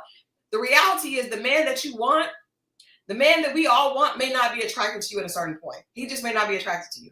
That, because men are visual, and the first thing is with their eyes. So I saw today a meme where this lady was like, this lady was asking this guy on the street, said, what are you looking for? She was like, I want him to be 6 feet. I want him to take care of me. That man is not going to want you, ma'am. And that's just the truth. It's just the truth. Men are visual, and if they don't behold what they think in their head, because they can get it if they got enough money, but it is not. It's just, men are going to pick based on their eyes. Women are going to pick based on what they hear, how they feel, and feeling is that security. So a lot of times, I think the way women are most delusional is in believing that there's this ultra rich man out there that's going to come take care of them, and they're not in shape. They don't look like they could catch that man. You can go out all day, but if you don't look a certain way and you're over a certain age, it's not going to be the same. And I think we have to just acknowledge that. And men have to acknowledge that the older you get, that young girl, Karuchi is with Deion Sanders because he's Deion Sanders. Trust and believe. I If he was the average guy. They together for real? Yeah. They together for real? I thought there was like some story about a little goddaughter or something. No? No, they're together. Okay, go ahead. But if he was not Deion Sanders, she would not be there with him with his missing toes and health issues. And we all gonna go through health issues of some type, right? But that's not realistic to think that you're gonna get this hot, young, blazing woman at 60 unless Deion Sanders is one of probably the most recognizable sports icon in the world. And, so that's not going to happen. But, and I think both sides have to stop crying about it. Stop crying. I do. I hear you. But honestly, you're talking about a very small group of men who live in that level of delusion, honestly. And I hear you. So, yes, we should tell those men. The average man that's making 6 figures is looking for a woman that's out of shape. No. You're saying something different. You're talking about a guy who's wasted his whole life. He got to a point in life, and now he's looking around, and there's no options for him. And I'm telling you, that's a very small number of guys. Oh, no. Okay. Who are those guys? I was talking about the women, but I agree. Yeah, but I think because honestly, those are the loudest people on social media. Yeah, exactly. And that's where we as the consumers and the rest of us got to recognize that. Listen, it's funny you say that. And I'll say this right before we get up out of here, before, it's time for me to get up out of here. But, for a long time, I wasn't very front facing about my relationship. So when you mentioned you didn't know, that's because it wasn't for people to know necessarily. Right. Mm-hmm. When you front face with people, it's like, what do you need to know about my life for real? So even though I was public facing, I didn't really speak on my personal life. And I think honestly, good or bad times, you got to kind of keep your business in house, right? To a certain extent. So I maybe did that to an extreme. Ironically, it wasn't until Clubhouse, until the pandemic, and until podcasts, I realized that some of us more healthier folks, and maybe it took me this long to get healthier, have to speak up. Because if we don't, we can't compete against, or at least provide a backdrop to the conversation. Because to your point, all the people that we're hearing about are the ones who maybe haven't been in relationships, or who don't know how to navigate healthy relationships, but want to tell you all those things. I'm not saying I got all the answers. However, I will say I'm a person who's introspective. I'm a person who does the work. I'm a person who goes to therapy when necessary. So I do at least put myself in a position to try to be successful in maintaining a relationship. And honestly, between my male friends and my female friends, honestly, a lot of us need to take our asses to fucking therapy so that we can work through whatever thing that's blocking us from the blessings that we say we want. I got friends, and honestly, because I talk to my male friends, right? So I don't want to just be all about women. I talk to my male friends. There are some guys who are just now recognizing their value. I know some of y'all laugh at this whole prize conversation, but if you were in a position where society didn't value you, right? Or if you're in a position that overall you're starting to feel like your counterparts don't value you, it is worth valuing yourself. And if you say, hey, I'm going to put the work necessary to do that, then guess what? I'm going to poke my fucking chest out, because y'all would have been the same ones kicking my back in if I did not rise to the level that y'all wanted me to. So I hear what you're saying, like it's just in general. But I just think, like, to your point about men speaking up and evolving, this is an evolution for us all. Men and women are changing in real time. Women have had a head start in terms of independence, getting a degree, being more like, gotta have a job, like all that type of time. Y'all have gotten a head start. Men, unfortunately, were late to the party. Right. So to your point, women are reacting to men, reacting to y'all. And this is an adjustment period that's going to have to happen. You know what I'm saying? There's been an overcorrection, I think, if I'm going to be honest, right? In terms of, I think, honestly, most of y'all don't want to be boss beeps. Most of y'all do want the soft life, but also y'all understand you have to work and put forth the effort with the guy that you respect to maybe get it. And y'all are down for doing that. But it's like, you gotta let me I think talk. with the right man, women are. But you got to put the work in to find them, girl. That's you gotta true. drop that handkerchief, girl. You got to go outside. You came with a word. You came with a word tonight with that, because I do think women have to realize that man is not going to show up. You do have to be intentional. The same energy that you put into getting your degrees and getting your portfolio and getting that, you got to put that in if you want, because I know a lot of women that are my age that never had children and wanted to, but they did not prioritize family because that's not something we talked about in our community. So I do agree with you in that. We have enjoyed having you here. This has been amazing. Nic, please let people know where they can find you and tell them a little bit about your podcast before you get out of here. Well, yes, well, of course, you can find me at I am Nic Nice, and also at the BLC Pod. Better listen closely. It's just a podcast. Myself, S&M Jones, Just J, Devin the Expert, and Tia B.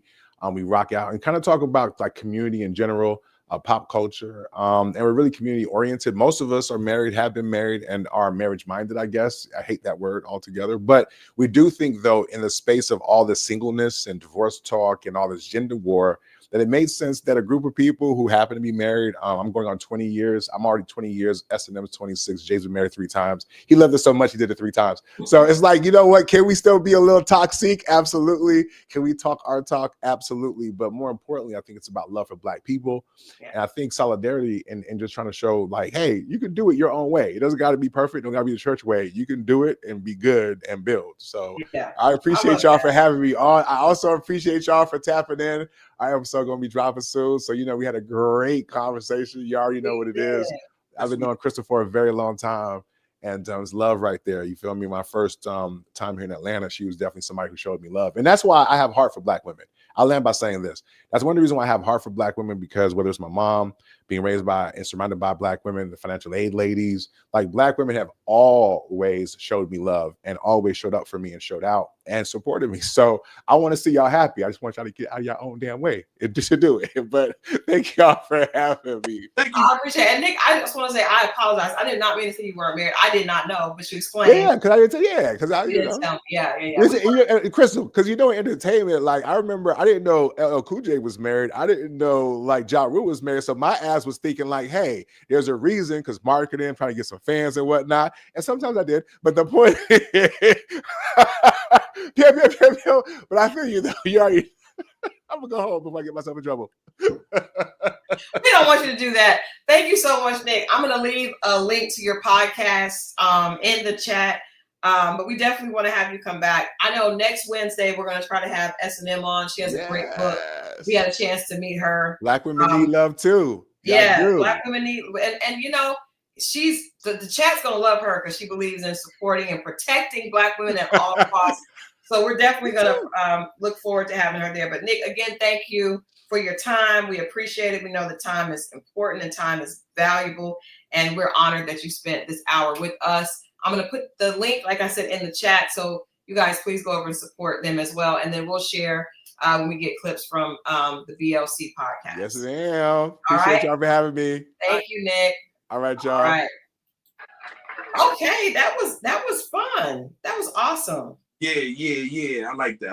I'm getting ready to put the link to his podcast in the chat, so that people can see that as well. And they have merch. We need to get our merch game up with the Dating Diaries, disasters, dilemmas, or we need something that's positive though. We gotta have all that in there. What are just thoughts off the top from what he said? What do you think is the biggest takeaway from tonight's conversation? I think I'll start with the men. Please.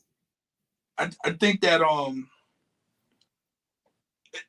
don't think we're not trying to figure it out. I know it comes off like that, and but I think each generation, some things get more watered down, some things grow better. Like you see these guys and coming off like, we'll take sports for instance, if we were talking about like the young brother that got recruited. I'm trying to remember his name, Deion Sanders, that went to Jacksonville. Proposed to his woman. Oh yeah. So and it's a lot of young brothers. You see the young rappers coming out with girlfriends, but he was telling you LL Cool J and Ja Rule. For a long time, we didn't know. These young brothers, I give them credit. They're coming out the bag. First album. This is my woman.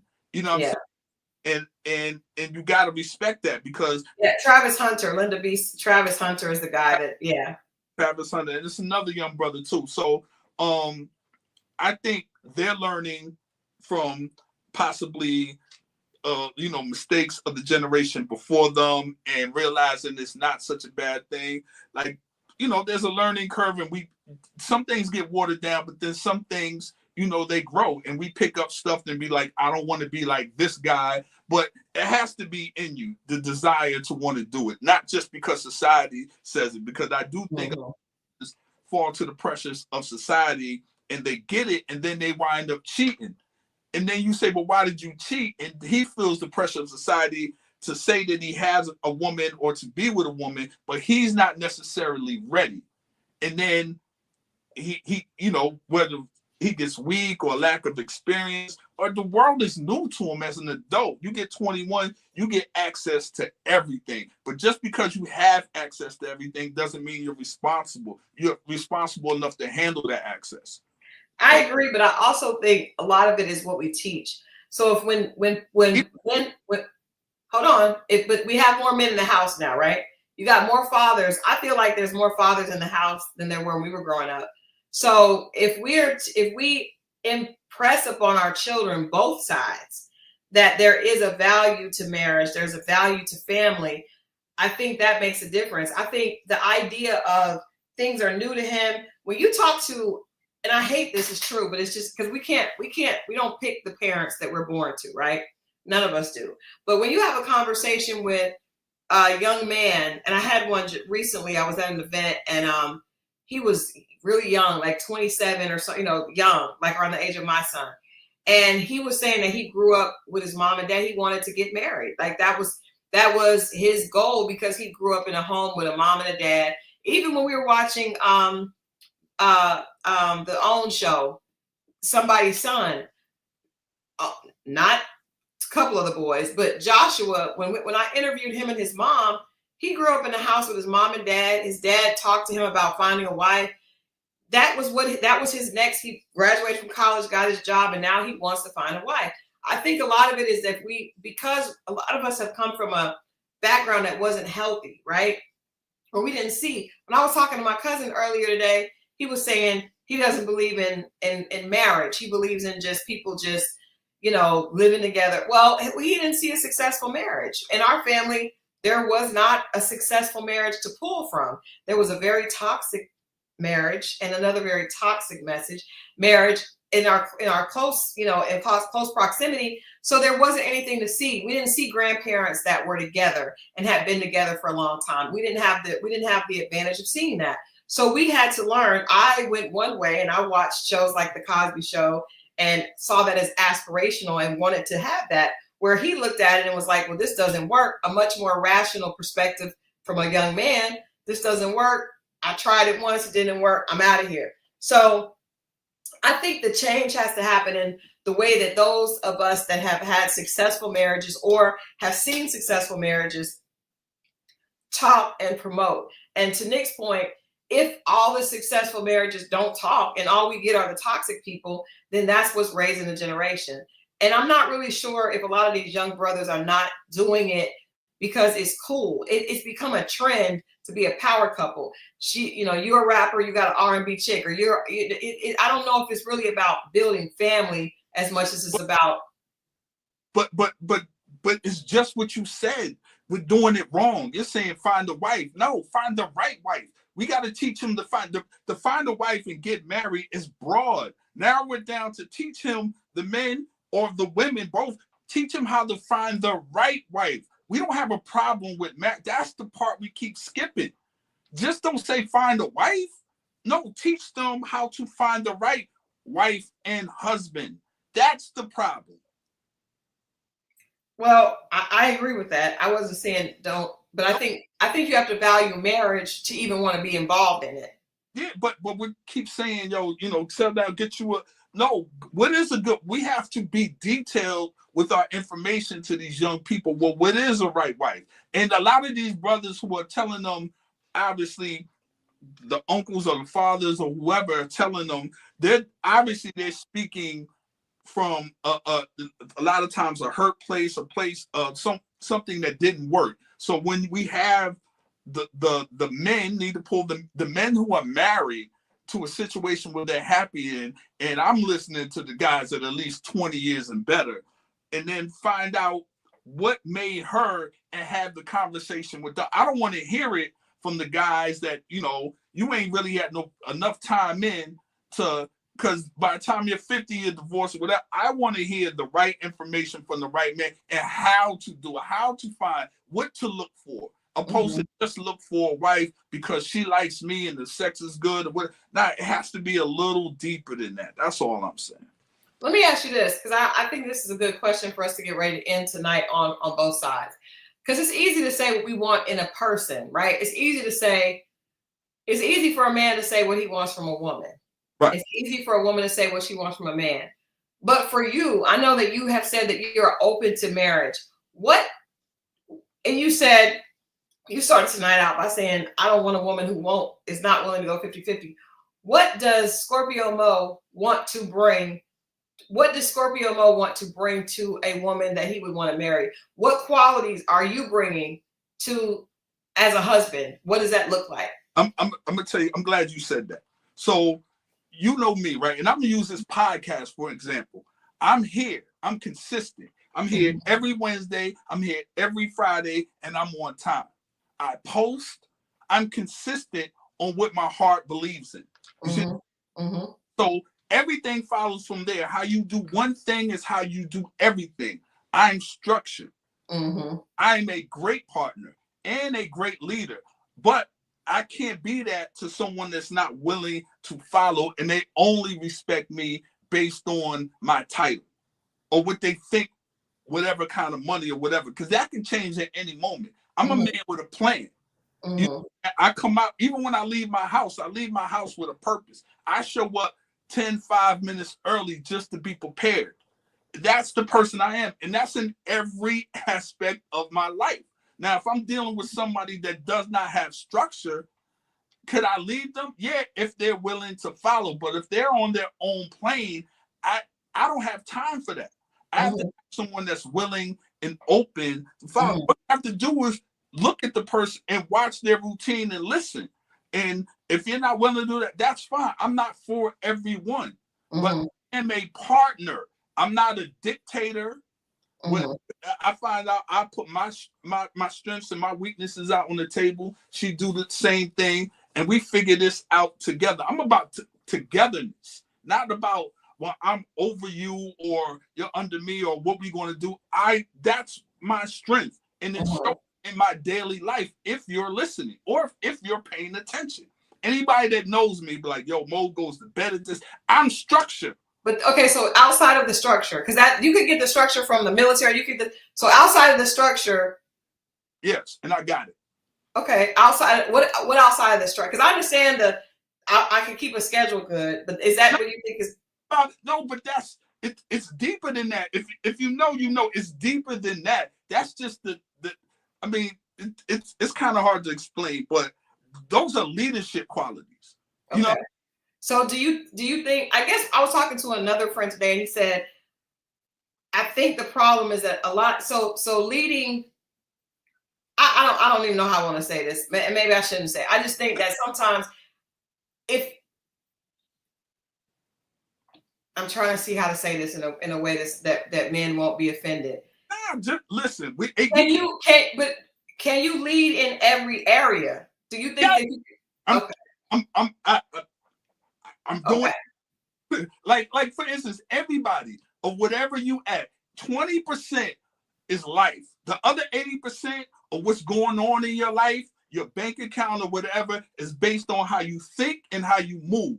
Now, it can't be just how you think because people think it and don't move on it. So when you see somebody and you want to be a part of that program, then become an asset. I'm not looking, you know what I'm saying? Like, okay, I see that. Like, for instance, I'm not uh, the patience for, and I'm not saying I need a secretary or any of that, but the filling stuff out. I'm about action. You know what I'm saying? Once we get everything and the T's are, you know, I could do it, but that's not my strength. My strength is to go out on the field and make it happen, get to it. You know, the administration part of it, that's the part that frustrates me. But if I had a partner that understands, be like, listen, you do this, I got that. This it's called a partnership. And I keep the conversations I keep hearing skip over that. And when I was talking about the 50-50 once again, and I specifically dragged the word out, I said willing. Just because you're willing, you might not ever have to do it. But if I need you to do it, can you do it? Are you willing? And that's the part. And all they hear is 50-50 and shut down. And I'm like, But that's why I think delivery is 9/10 of the issue because I feel like, and I agree with you, D. I feel like that's what I was talking today. I was talking with a pastor and they were like, if a man wants a woman to submit, he has to submit to God. And then when he submits to God, he gets the right. Because if you're just out here leading people astray, like and a smart woman is not just going to follow somebody that don't know where the hell they're going. But if you are saying I'm submitted to God and I'm trying to, and this is our goal, trust me, that's different. If a woman feels safe, then she will usually do that for that guy. But I think for myself, and I don't know because like I said, I didn't grow up seeing a marriage, right? At all. I grew up seeing the opposite. But when I think of what I want to be to a man, it's always loving.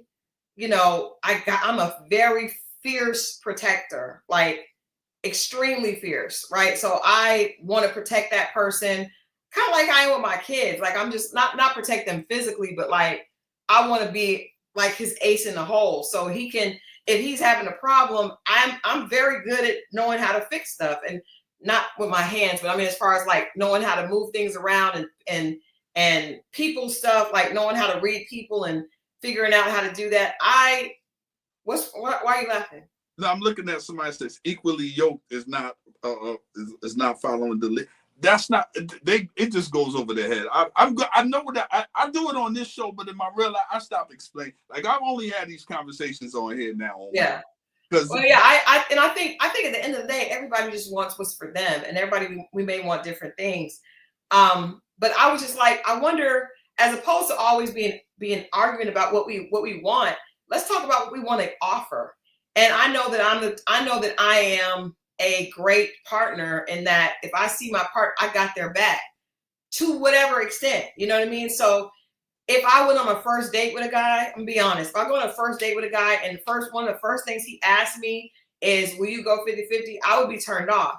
However, if I get into a relationship with you and you have made me feel secure and safe, of course I got your back if something happens. That goes without saying. But the testing me in the beginning, are you willing to put on, and carry this load financially? That just it's a turn off question just because of where it comes from.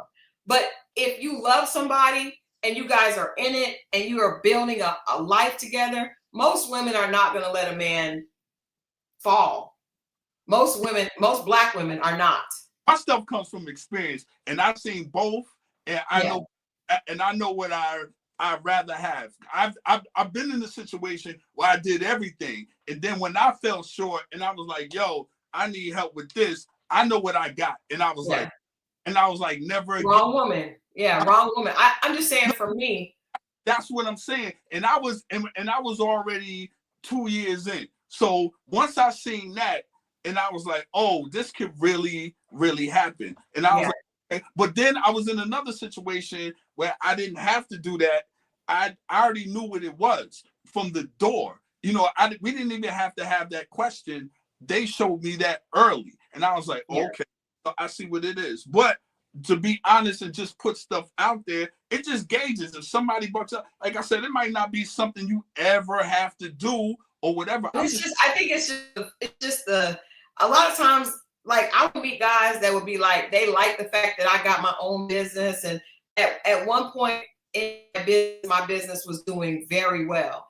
And there were a lot of guys that were attracted to that, but I'm good on that, sir. Like because there are a lot of guys that want to use women, especially women that they feel like are successful. So I just think those questions can be a turnoff, because really it's about the relationship and the fact that person, if a woman, it's very simple. If a woman loves you, she'll go to the end of the earth for you. If you treated her right, she'll also treated her right, and you've made her feel safe and secure, she will go to the end of the earth for you. And I think that's a lot of women, even women that may not be. I think that's a lot of women. I think a lot of women have not felt safe and don't feel cherished and protected. If a woman feels loved, cherished, and protected, if you need her, she gonna have you.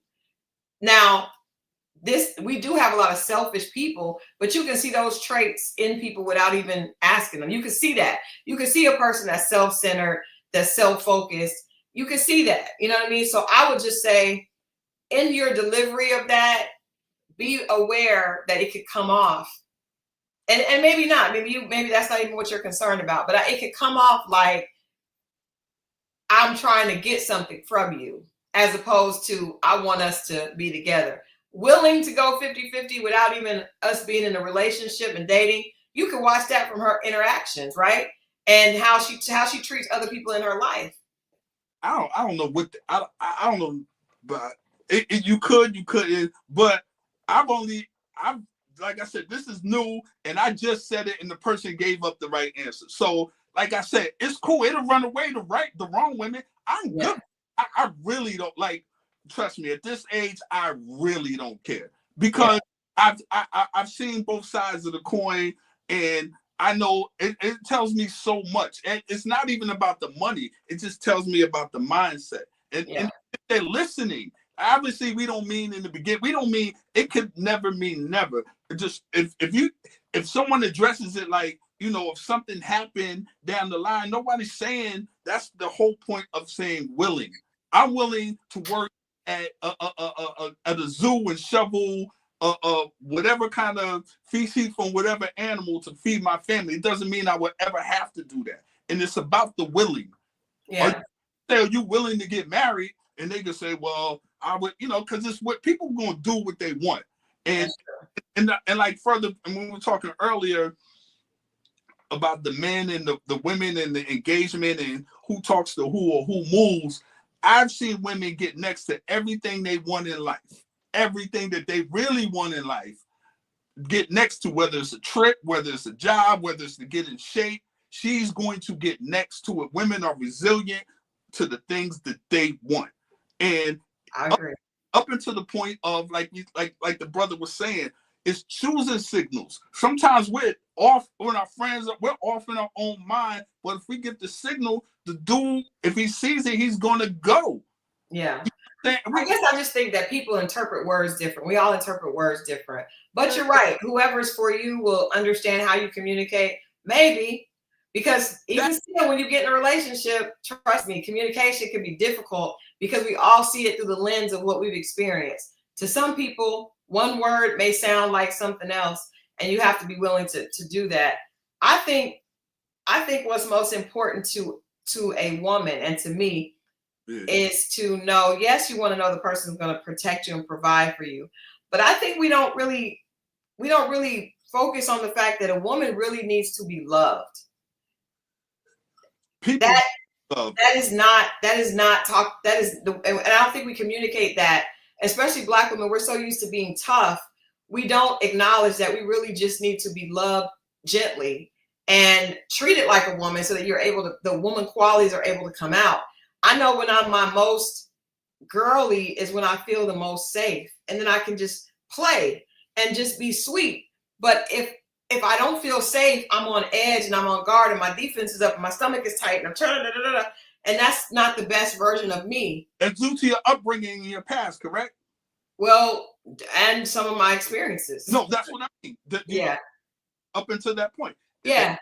But I think that's passed down with Black women. We're taught, be on guard, be safe. And it takes a man to make you feel like you can exhale and rest to be able to let that softness out.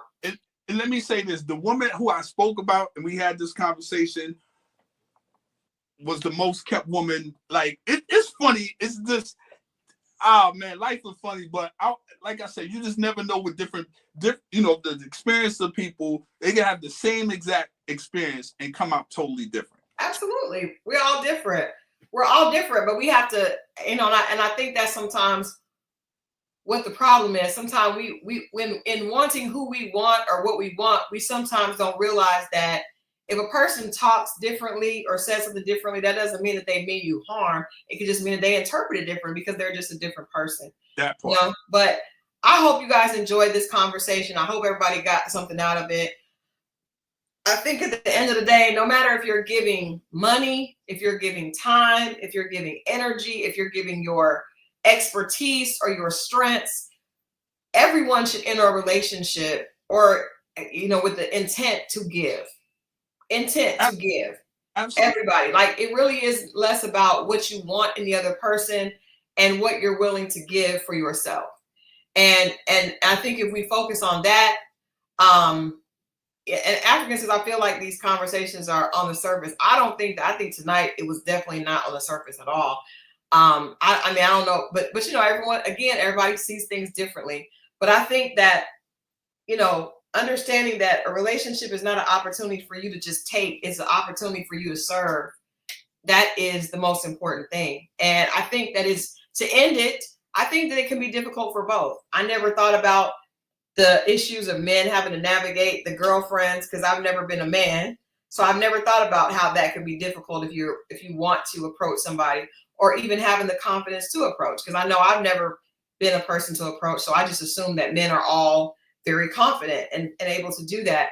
So I think sometimes we have to give each other grace and realize that things can be difficult on each side. But hopefully the end of that is, the bigger picture is, God put us here to be stronger together. And I don't think that we're supposed to go through a bunch of people. I think we're supposed to be thankful when we get the person or get a person, and try to and not use people as science experiments. Because I think a lot of times women feel like they were hurt so many times.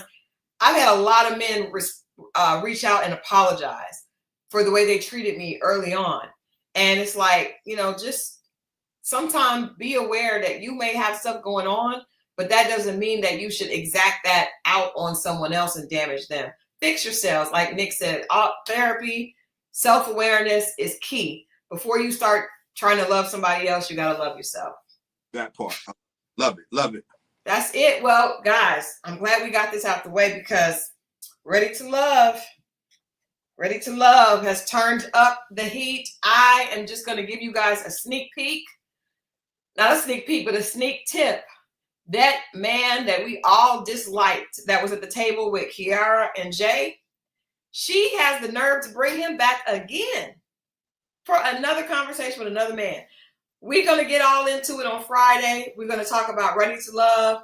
And then we're going to talk about Love and Marriage Huntsville, because it's still happening with Marquez and all that. So remember, on Friday, we do 10 to 11, Ready to Love, 11 to 12. Love and Marriage Huntsville. So that means you got to be here on time because we're getting to it. We're getting right to it. We're getting right into it. On this episode of Ready to Love, the more exes and friends are coming from the other side. But I'm telling y'all, we're gonna see this man, the man that had a crush on the 9-year-old, is back again, which really has me looking at Kiara kind of weird. And some people brought up, and I was kind of thinking it before, but I was like, nah, I ain't gonna say it. Some people brought up he was LBC-ish. I did too. I said, in fact, to somebody that left that comment, I was thinking it, but I didn't want to say it. I was thinking the same thing. Did you see the way he was smiling?